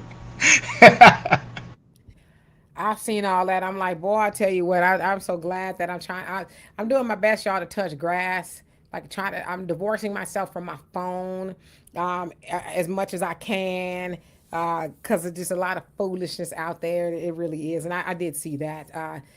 Royce White, I think his name is, one of them, and somebody else, they talking about they going to be putting on some wigs and trying out for the WNBA.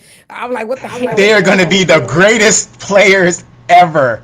You're talking about a 300-point game. One guy. Horrible. African Native, how you doing? Thank you so much for that donation. Love it. Appreciate you for that. Where have you been? Well, thank you so much. It is much appreciated. Yes, Sylvia. They to me, they look like shackles. The Haitians, they're wearing the ankle monitors. So it's either you get deported or detained, or you wear the ankle monitor so they know where you are. And I'm sorry, I just, they ain't do that. They have a choice. Like I said, if you respect the law, you would leave. You know what? I'm sorry. I just, like I said, I'm a lot of things, good things. But one thing I'm never going to do is champion seeing black folks run around with, to me, they look like shackles. It's very degrading, and that's being done by design. They have not, that I know of, offered that to a whole group of people like that. Like, I get it. I think we should be humane in the way we think, and want for others, or whatever. I know it's not all Haitians do that, okay? Let's keep it real, okay? But I do not like seeing that. And for anybody to champion that and think that's okay, I question your moral compass. I really do. Because there's a lot of things that listen, if the TPS status is over, just go about the business of that. But saying, well, get deported, or we're going to put these things on you, that is horrible. That is horrible. It is. Well, the thing is, it's not only they put the thing on them until they get the paperwork and everything going to deport them when they're going to come get them. So, again, I disagree with you in the fact, because they have a choice. If you respect, you got to respect our laws. If you go to Haiti and they have a very low functioning government there, but there is a government functioning there, because don't listen to what the liberal media tries to tell you that it's all messed up. Only the capital city is being controlled both by mostly the gangs and all that other stuff. That's the Port-au-Prince. The other parts of the city, that isn't necessarily the case.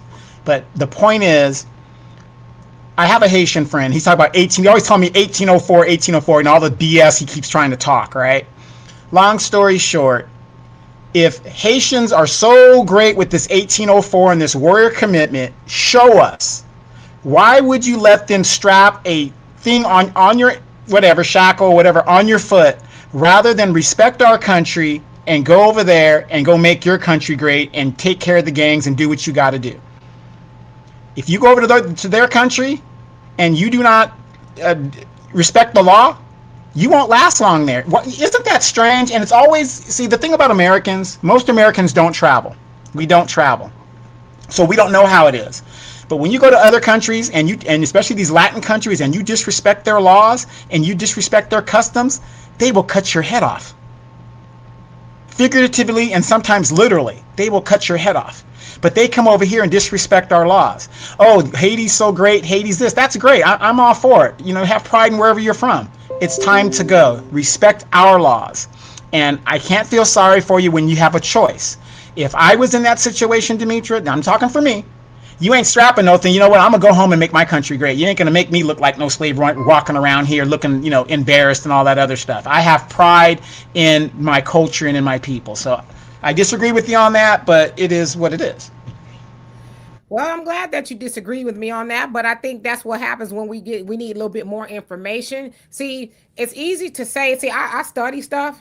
I like to do that. And I know you two do, Donovan, but I'm saying as far as this, see, a lot of people think, oh, I'm taking up for the Haitian. I don't care if you think I'm taking up for the Haitian. I'm not trying to convince anybody. What I'm doing is putting the information out there.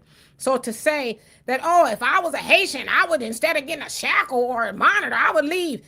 But if everybody want to gloss over, yes, they got TPS status. Okay, it's been renewed 12 to 18 times, depending on whether it was this it's the Syrians, and whoever else, right? So depending on who you talk about, okay? We know the Haitians got TPS status due to the earthquake and some of the destabilization of the government. Yes, it's not all of Haiti, right? So that they were allowed to have temporary protected status, they could not become permanent citizens unless certain things like a job sponsored them, they got married or something along those lines, which is still, the requirements to do it is still kind of tough. But so then people are negating to say that while the government from the Obama administration gave them temporary status, you also allowed them to get a social security card, a driver's license things, and open up businesses and buy houses. So when you say, let's just put all the information out there, because what I hate, and not Donovan, I'm not even talking to you per se. I'm just talking to all the people I see. What I hate is when people have surface conversations like, nah, dig deep. You talk about I will go home instead of wearing a monitor, but you don't talk about the government who allowed them to buy this stuff and then say, get out. So let's put all that in consideration. You telling these people to get out. You allow me to buy a house and a business, but now you want me to leave all that behind, but you allow me to do that. So at what point do we take the government to task, whether it's Obama, whether it's Bush, whether it's, Biden, whoever, okay? And even before it in the Nixon administration, some of this stuff was going on, okay? So at what point do we take them to task? See, it's too easy. That's why I talk about punching down. It's punching down on a whole group of people, whether you agree with them or not. Take how you feel about a podcast that you saw or something like that. I'm talking about the facts. I'm talking about what we know. How is it that you were mad or more mad at a group of people who were allowed to come over here and do all those things, and then another administration and keep it real? The Biden administration ain't no better than Trump. That's the problem that I have with this conversation as well.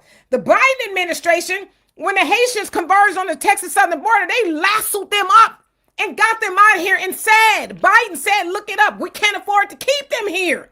So not a Democrat or nobody did anything to protect them. But again, they were allowed to do all these things. And then people out their mouth without thinking about context say, you need to get out. I wouldn't have them. Yes, you would. If you thought that somebody was going to fight for you to keep your house and your business and all the things that you were allowed, okay, let's keep it real. And temporary protected status did not mean they were here illegally. So you would not just leave all of the things that you were allowed. I'm saying allowed because I want to stress that you were allowed to build. It's too it's too uninformed, if you will, to say I would just leave. No, you wouldn't. You would strap 2 of those mugs on my ankles if it means that somebody gonna fight for me to keep what I was allowed to build.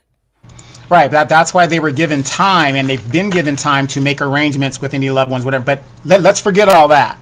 The fact of the matter is, as black people, we know how the white man in this country operates. See, the problem with these colonial mindset people, they deal with a different type of whitey, right? The American white man is a totally different animal. I don't know where you would go and somebody tells you temporary and you are going to go and buy houses and businesses. And I understand everything you said. I agree. They'll let you do that. But if I was a banker, just like the 2008 predatory loan situation with our own citizens, they allowed a woman who worked at Taco Bell that didn't have the income to buy a $450,000 house that they know she couldn't afford with the balloon payment on the one end or whatever the deal is. They let them buy it, let her pay for it a little while, they make a little money off it, and then they repossess the home. Again, I don't know anybody that will come here, not a citizen, under humanitarian conditions, that will set up like they're going to live here forever. And like I said, everybody makes their choices. But we know how the white man gets down here, and I know for a fact when they come here, they come into our neighborhoods, and we try to tell these people how to move in this country. And of course, What's that saying? Fat meat ain't greasy to them, or whatever the situation is. And it is what it is. Temporary means that. There's no way I'm going to go to a country temporarily knowing eventually I'm going to have to go back and make a whole life in a country that I'm there temporarily. So what I'm saying is this, and a lot of people will agree with me, a lot of people will not agree with me. You knew the job was dangerous when you took it, Fred, because this white man does not play. He has never played. He plays these games. Again, as a black citizen, well, you vote for the Democrats, we're going to do this. If you vote and give me the Senate, I'm going to give you a George Floyd bill. I'm going to give you a John Lewis bill. This white man is so damn treacherous, we can't even get shit done right when we need to get done. So what the hell makes them think that the white man's going to be upstanding with them? See, I'm kind of cool myself down because I'm very passionate about this. Again, not that I'm defending that. What I'm defending is common sense. And I don't think we really rocking on all cylinders. And this is one thing that I really try to do as far as our people are concerned, like, wake up. We don't never had this much smoke. This is why when black folks is talking about boycotting the Africans, oh, we boys, shut up. Y'all boycott everybody but the people who really kicking your tailbone in. Don't get your hair braided, okay? I went to the Africans a couple times. You know why I'm boycotting them? Because I didn't want them to continue to snatch my damn edges out because they're a little too heavy-handed. So I stopped going, right? But I get it. The disrespect, just don't go. But y'all really want to have a full-throated organization boycotting on the Africans when the Arabs, the Asians, the Indians, Latinos, white folks kicking your ass every day. But y'all somehow, when I say y'all, I mean us as black Americans, we don't, yeah. We don't organize. Y'all got so much stuff. I'm trying not to cuss, okay? Y'all got so much venom for Haitians, but you ain't got none for the white man. You got the same. And I know they need to learn that lesson too. I'm not oblivious to that. They got to learn that, but we say it with our chest when it comes to other black folks, because again, that's the punch down mentality. That's the stuff we getting from the plantation that's been taught to us. Punch down on other black folks. You know what? There's a lot of other people who can go before the Haitians go, right? But we got so much. Well, they knew all this, honey. They knew all this. Yeah. There's a lot of stuff we know, but we continue to do the stuff. But we don't have that kind of smoke for our own people and the foolishness that we got going on in our communities all day long. But we got so much stuff to say about everybody. So I say, shut up. Right? I mean that respectfully. If you took it disrespectfully, I don't care. Okay? We got so much stuff to say about everybody else, but we give all our money away. We give all our voting power away, and then we want to sit up and have a bald head gum nerve to talk about what somebody else is doing and good for them. And Miss Ruby, he says, our people have shackles. I respect your position, but also respect ours. They know temporary means just that. I think it's okay, and I question the moral compass of those who watch their own suffer, including black Americans. We watch our own people suffer every day right now. You know, I got a brother, I ain't gonna tell you his name. He emails me probably 5 to 6 times a week about the shenanigans, and I say that lightly, that's going on in Chicago and all the other places. And the Honorable Minister Louis Farrakhan talked about that in 2017 at Favors Day. He says every Saturday, or it was actually longer than that. It's every Saturday night, there's a shoot 'em up, and I'm paraphrasing, in our community. But we got some shit to say, excuse my French, about what Haitians are doing, and we getting the black life taken every goddamn minute of the day, and we don't organize. I see, if we take that kind of power into our communities where somebody is losing their life, whether it's going 6 feet deep or they're being locked up for the rest of their life, if we took that energy there, then we'd be better off. But y'all, I'm telling y'all, I'm really trying to restrain myself because it just runs me up a wall. The energy that we have, and we don't have that. I mean, what's wrong with us? Like, honestly. And I'm black American, because I know somebody gonna probably say, oh, she is. I'm a black American. Okay, my family go back to the Gap. Okay, to the 1700s. That's as far as I track my people back so far. So don't come for me with that. But what I'm saying is, if you really love black Americans, then you talk about black Americans and the stuff that we need to do. Because at the end of the day, ain't nobody telling us to give all that money away. Ain't nobody making you go vote for no Democrat. Ain't nobody making you do the stuff. Ain't nobody telling you whatever it is. Some of y'all don't parent your children and they run around the neighborhood taking lives. Grandmamas and grandpapas can't walk outside. Ain't nobody telling us to do that. Do we have a condition that was put upon our people? Yes, but we can't talk about how we built this and that and the other, and we can't solve the issues close to home, right? So I hear what y'all saying, but the Haitians are not your issue. The Mexicans ain't your issue. Now, are there issues that come from that? Yes. But how you gonna talk about them and not talk about how you vote so they can get over here and do that stuff to you? How? Period. I mean, I'm just saying it comes to a point. And that's what I'm saying. Like, I always tell y'all this, okay? When I started out doing this, I didn't care about being popular. I've never cared about being popular nowhere, ever. Never. I don't care about being popular. What I care about is telling the truth, because sitting up here bloviating, lying, stroking the egos of our people, and we are dope and dynamic people. Don't get it twisted, okay? We are the greatest people walking the earth, but we can be greater. That's why I said in the beginning, so we can be even better. That's why I put the emphasis on even, because we're great people, but we can be better. But at some point in time, we got to stop focusing on everybody else and focus on ourselves. I don't want to read the newspaper tomorrow or the brother, because I know he will text me or email me and say there was some shoot 'em ups this past weekend. Sister K, I need you to talk about that, right? I don't want to read about that no more. Let's put the energy where it counts. We've been told to do this for a very long time, but we won't do it. And it's easy and it's lazy and it's cheap to punch down on a whole group of people while our people are doing the nonsense that we do every day. Like, when are we going to have that conversation and stand 10 toes down on it? Yeah, we didn't start this to be popular, but I did get you out here to make some money, and we haven't made $1 since we've been doing this stuff. So, I mean, I'm just my investment, But listen, Donovan, like I have one, Al. I think people miss that. I think people miss the point of that. The point is, Donovan and I got the gift of gab. We'll keep it real with you. We have to we could be wealthy. I tell you, we could be wealthy. I'm talking about money, houses, cars, right? We can have it all. Brand new socks and drawers every day. That's how talented we are. But we're using our gift to wake our people up. That's what we're called to do. Ain't no money in this. And I don't know, I would venture it's not really supposed to be. It just depends on who you ask. But what I'm saying is, what I'm doing and what I've always done is for the love of Black folks, period. It's not to get up here, because trust me, I've been up since 2-something this morning. Okay, I've been up since 2 o'clock this morning, moving, working, you name it. I have not stopped. Okay. So what I'm saying is, on Sunday, I could be sitting on my ass, watching TV or whatever, but I don't choose to do that. So I'm just telling y'all, this is for the love of Black folks. Nothing more and nothing less. I promise you. Because there's a lot of things I could do to make some money. And my daddy, no, my mama, would want me to do any of that. I'm just saying. Even that is going down in businesses. I mean, the economy is really bad when the single mother club isn't making any money. There's nobody in the single mothers club. That's always going to sell, boo. That's always going to be for sale.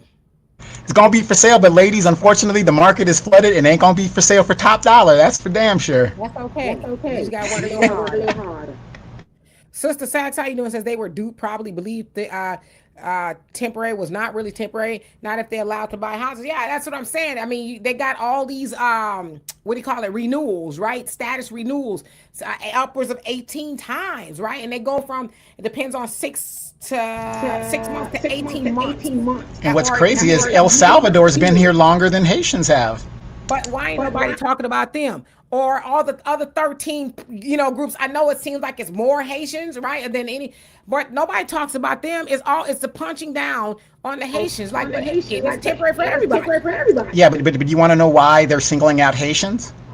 I mean, come on. See, this is what I hate about us as Black people.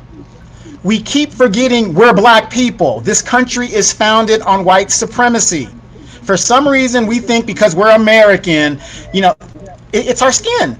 That is why the Haitians are being singled out, because white supremacy rules this country fundamentally and at the bottom of everything. Never forget that. Like I said, I don't like what they're doing to the Haitians, but I do respect the rule of law. So they have a choice, whatever, if that's their choice. But just like I tell my Haitian friends, the way they view whitey being colonial minded is different than the way the white man is here. The white man here is the most treacherous that you will find anywhere on the planet, and that's been proven. 2 major wars, Korea, Vietnam, how we do things. These people used Agent Orange on human beings and dropped an atomic bomb on a bunch of human beings and didn't think twice. And we think because you're Haitian, no, it isn't because you're Haitian, it's because of your dark skin. That's the bottom line. Never forget that. As far as they see, you're black and they're white. That's it.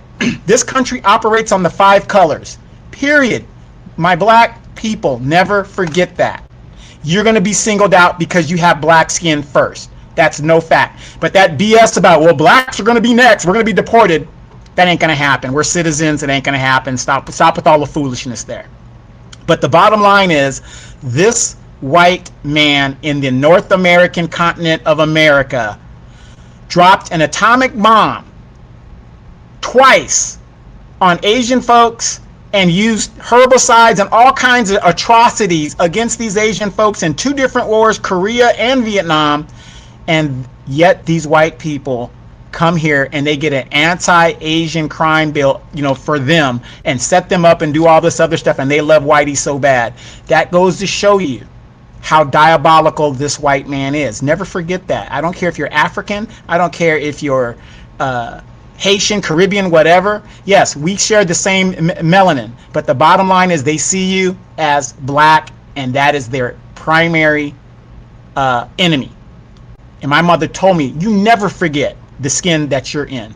You never forget. Doesn't mean you're less. That ain't what my mom was saying. Never forget your enemy. When it comes down to it, they're going to be on their side and you're going to be on your side. Yes, Miss Sweetson, how you doing? It says they didn't apply for permanent residency. They can't.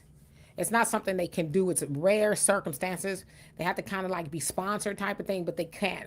That was one of the stipulations, because temporary status was given to them in hopes or with the speculation that whatever they fled from was a temporary situation, right? So like with the earthquake situation in Haiti, that would eventually be fixed. Then, you think about, certain things that took place.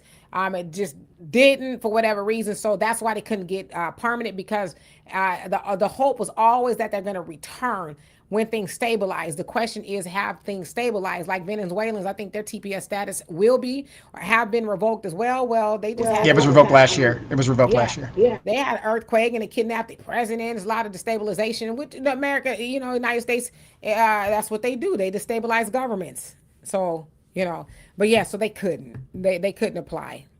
Well, there is exception, like if they married an American or something like that. Rare. Yeah, it's very rare. Even the Trump administration has tightened up on those things. Back in the day, you could just take a bunch of pictures and pretend like y'all been together forever and ever and ever. But now it's like, we got to see a little bit more. And that, Dr. Irons, how you doing? Hope you're doing well. Let's see, just kind of skipping down. King Shaw, what's going on? It says no reparation, no vote, no black agenda, no votes. Come on now. Just kind of going down.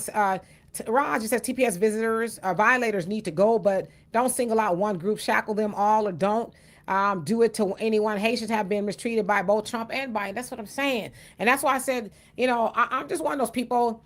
I'm not going to wish bad on people. That's why I don't get into a lot of the conversations I see on the internet. I know that other people talk bad about us. I just, they just do, okay?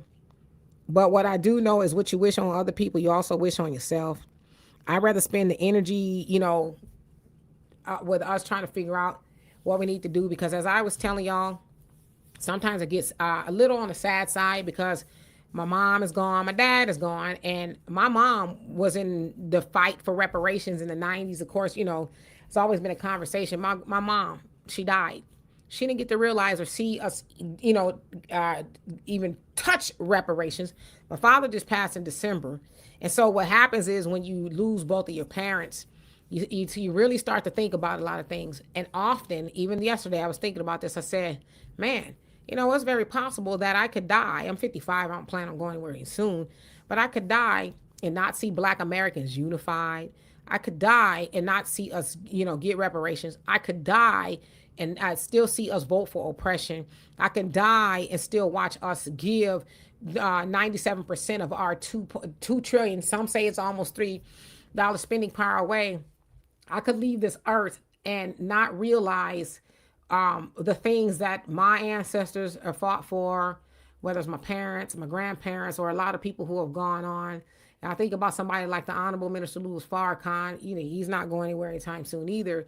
But I'm just saying he's been doing this most of his life, and we're starting to see people, talk about it. And you know what the crazy part is with the teachings of the Honorable Minister Louis Farrakhan via that of the Honorable Elijah Muhammad is now you see white folks talking about the books that we won't read.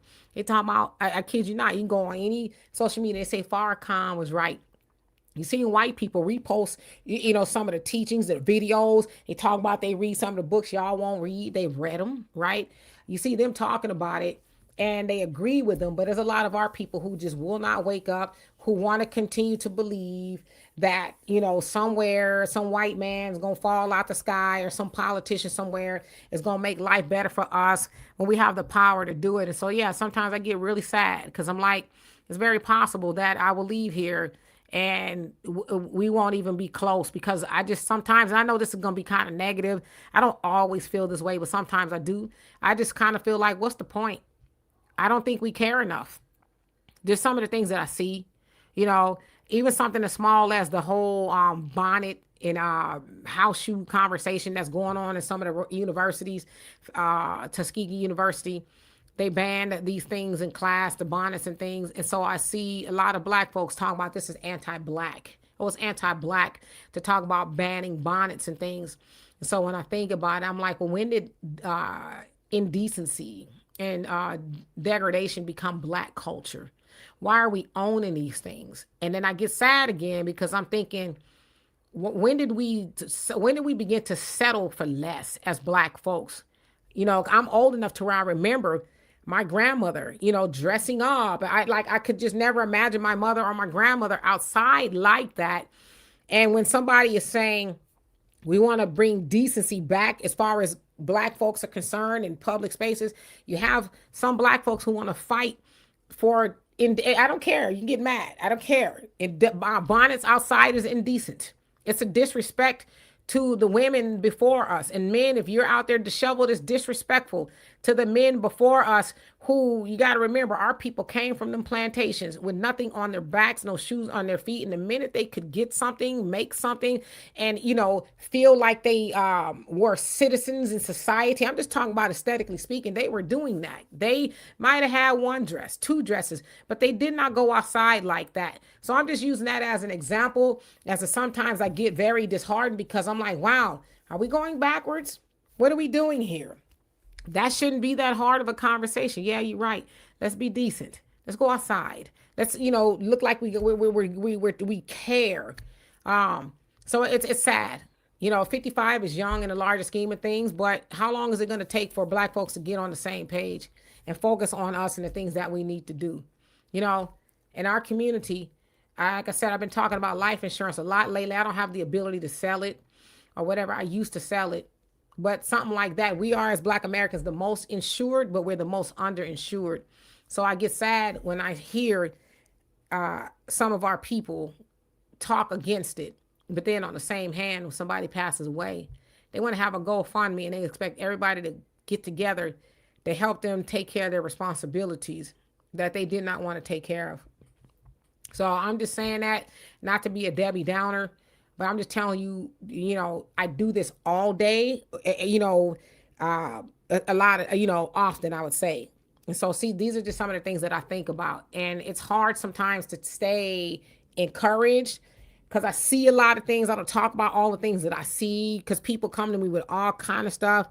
And I'm like, this all could really be so simple, but we rather march, rather vote. We should vote, but I'm saying the things that we vote for, we rather just make it hard instead of just doing what we are supposed to do.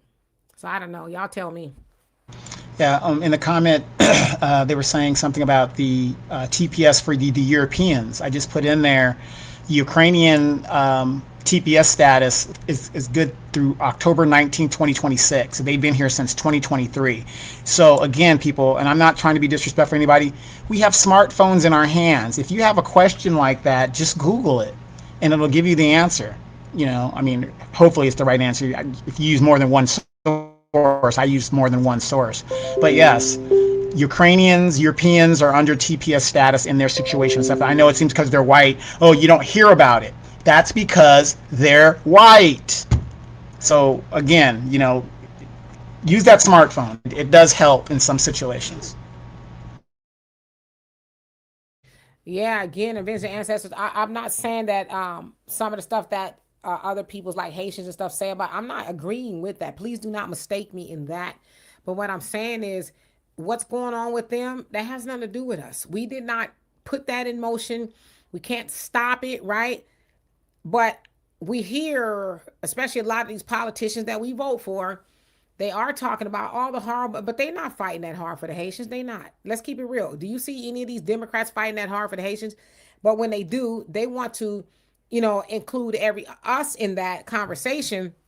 And it's like, well, y'all neglect Black Americans all day long. What does it look like that we would fight for somebody else? Again, I'm not saying this from a hateful point of view.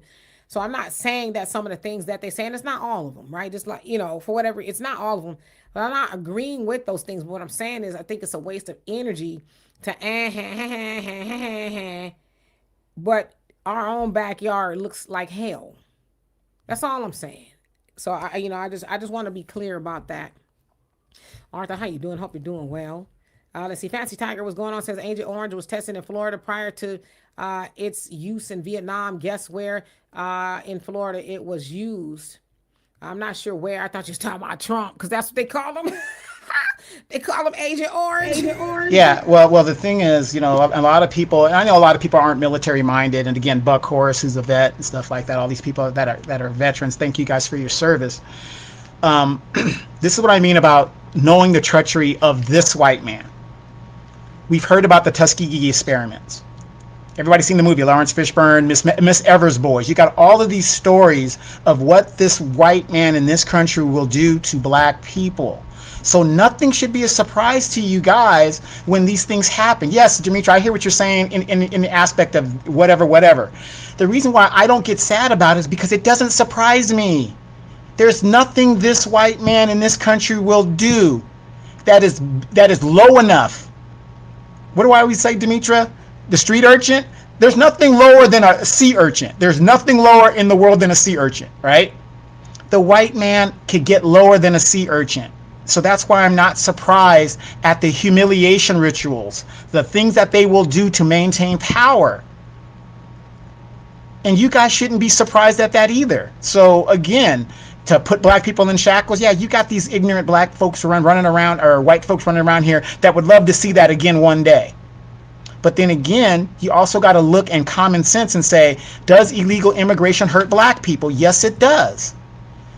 All these union members, you guys, before we get out of here, I'm just going to say this. There's a movie, Ron Howard, early 80s, starred Michael Keaton. It's called Gung Ho. You guys go watch that. That movie is about how Americans we had all these unions, right?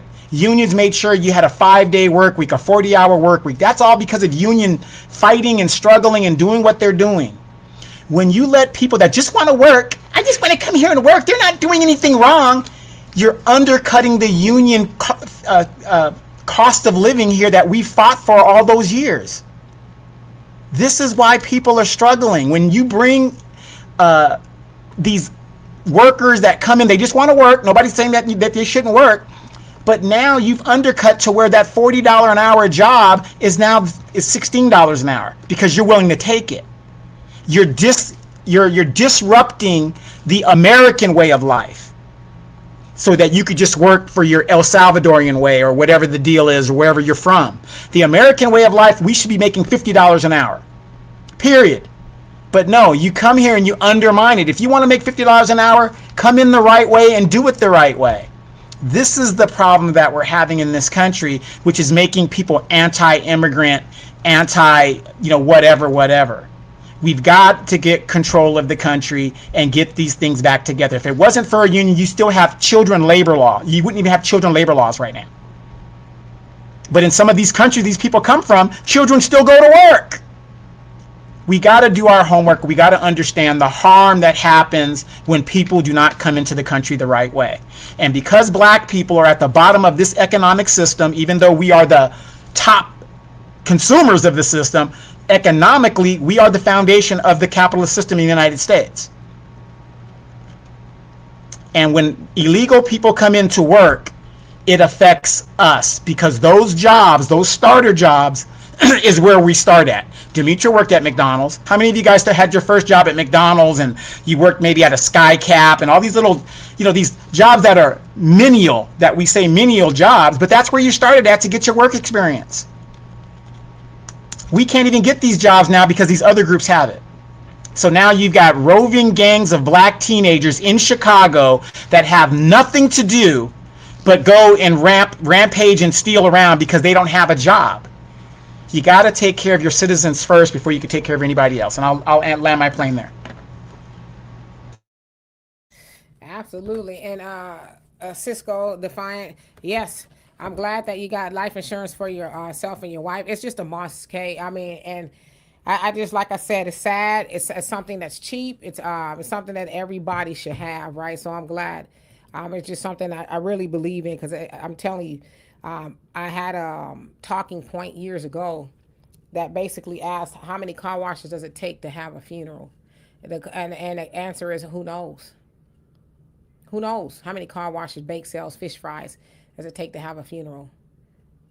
It's hard to have a bake sale, fish fry, wash a car, and grieve at the same time, trying to raise money to bury a loved one that could have and should have gotten life insurance, but for whatever reason didn't.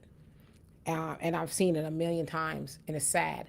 Like I said, when I used to sell life insurance, I had a guy call once. His mom had life insurance, but it lapsed, and they didn't know it. Of course, when a policy is getting ready to lapse, you call, hey, your policy is going to lapse, hasn't been paid. So when she died, he called, and I was I had her account. I wasn't the original agent. And he says, I don't know how we're going to bury our mom. And I said, I hate to tell you this. I said, but, you can always donate her body to science. And he says, thank you, because I didn't know what we were going to do. And that's what he had to do. So when you hear those type of stories, you want to put your mom or your dad away, as respectfully as possible.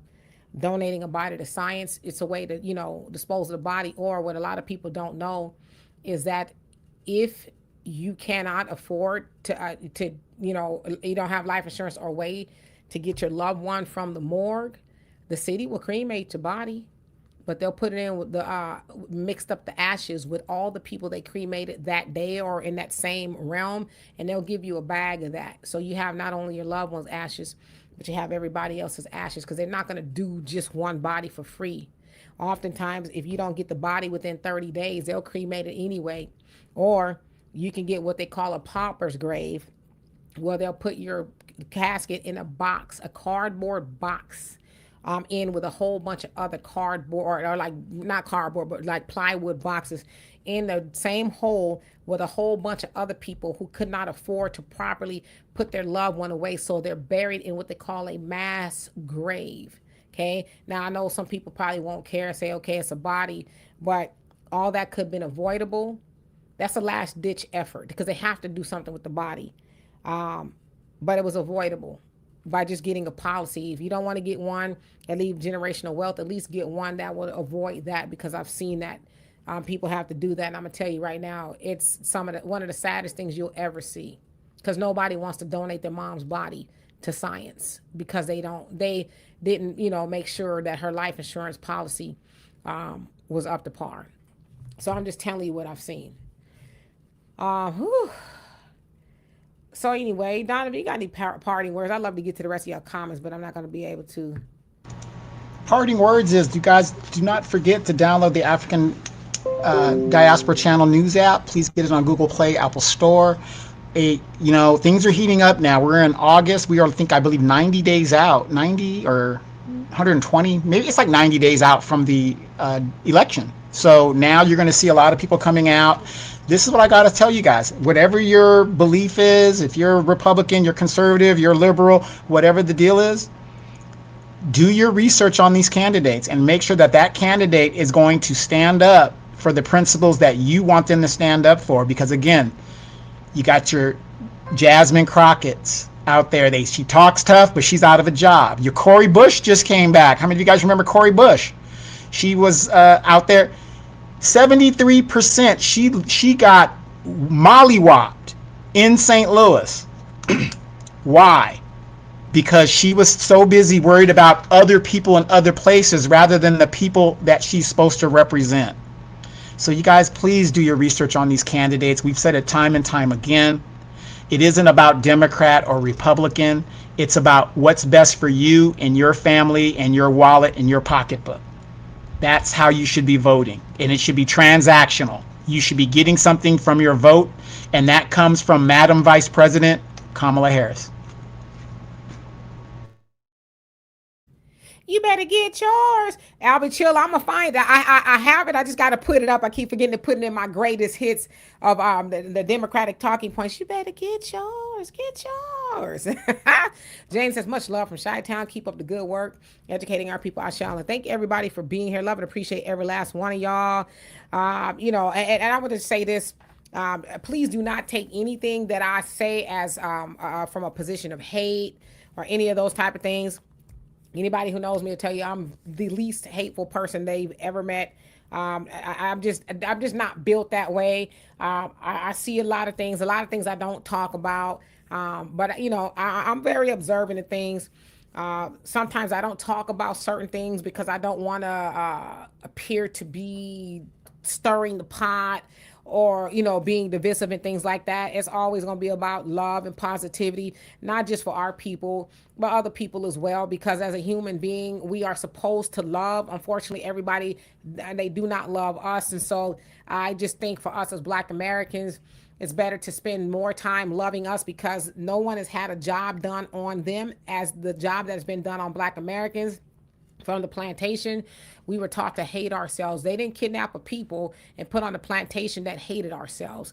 They kidnapped people who had a lot of pride in wherever we were, what we were doing, right? We are and were a great people, but the job that was done on us was to beat us down in every way, shape, and form, to reduce us to believing that we weren't human, because that's how we were treated, okay? Not all of our people thought that way, but you got to remember the things that they stripped from us, our names, our identities, everything that we knew, they stripped from us. And unfortunately, some of those things we've carried even to this moment. So we have to unlearn those things. And we do that by having these conversations with one another. Sometimes the conversations aren't always going to be rainbows and butterflies, although I would love it to be that way, right? We joke and stuff a lot here, but Black Americans especially, and those are y'all who are our allies, because we do have allies, whether believe it or not. We are out of time. We don't have any more time to sit and wait. That's why I get mad when we talk about other things outside of our community, because it's how long y'all think we got? I just told you, my mama, my daddy, my granny, my granddaddy, all of them have gone on thinking that we as Black folks will progress. And yes, some of them thought that we did get progress, civil rights and stuff, but a lot of them knew that wasn't progress. So a lot of our people are going on. Okay, all the baby boomers weren't with the foolishness. This, that, you know what I'm saying? So we're next. Do we want to leave out of here saying, man, we coulda, woulda, shoulda, but we focused on everything else? I'm not saying those things aren't important, but what's more important than you? Donovan, you don't go to your neighbor's house and say, you're more important than me. I want to make sure your mortgage is paid, your light bill, you good? You got food? Because if you don't, I'm going to go and get the last couple of pieces of bread I got in my house and give it to you. You don't do that. That's nonsense. So why are we as Black Americans doing that? We know why we do it, because it's something that we learned from the plantation. But see, when you raise your self-esteem as a people, self-esteem means you value yourself and you love yourself, and then you love each other, and you say, hey, when I hear my sister girl got her behind whooped up in the nail shop, or my, elder brother got beat up by baseball with baseball bats by these Arabs, and well, I'm not going in there. That's what self-esteem will have you do. I'm not. They might as well have did the same thing to me. I'm not gonna sit because they wouldn't let you do that to them. They would not allow you to beat up their people or do any of that stuff. Take the lives of your children, and then you open up the key to the store the next day. They would not allow you to do that. So that's why I said, I don't know if we really tonight when we get off of here, just take 5 minutes and think about how much time do we as Black Americans really have to waste and bloviate about everything outside of our community. How much time do we really have? I hope you come up with, we're out of time. We're behind in time. So that's why some of these conversations, we can joke and stuff. That's why I don't have a lot of conversations we used to have, because I just feel like we can, but it's just, a bunch of arguing. It's not getting us nowhere. We really have to move the ball, y'all. We do, because I want my daughter, when it's her time, I want her to say, hey, you know what? My mama fought for me to have something. I want my nieces and nephews and everybody, right? I want I don't care what y'all say about me. I want y'all to be able to say, when you hear my name, that heifer fought for her people to have something. That's what I want people to say about all this other stuff. Don't matter. How many, whatever. None of that stuff matters. What matters is that you guys say, if I don't know anything about her, she was genuine in fighting for Black folks. That's all I care about. And I want my daughter to be able to say, when she rolls me off the side of a mountain or whatever she's doing, gonna do to my body. She's throwing you out in the desert. Don't worry. Whatever she does, okay? I want her to be able to say, my mama fought for me and my people to have something, whether it was respect, whether it was money, whether it was stuff that was stolen from us. My mom, she did that. She don't put nothing else on my obituary. I want her to say, Demetra K did that. R.I.P. Anyway, love and appreciate every last one of y'all. I will see y'all tomorrow, 5 p.m. Central Time. And I believe on Tuesday, I'm going to have a conversation with Brother Billy, and I'm going to double check with him because we got some things to talk about. Donovan is more than welcome to join us if he wants. But in the meantime, you guys have a great rest of your evening. Love you dearly. Peace.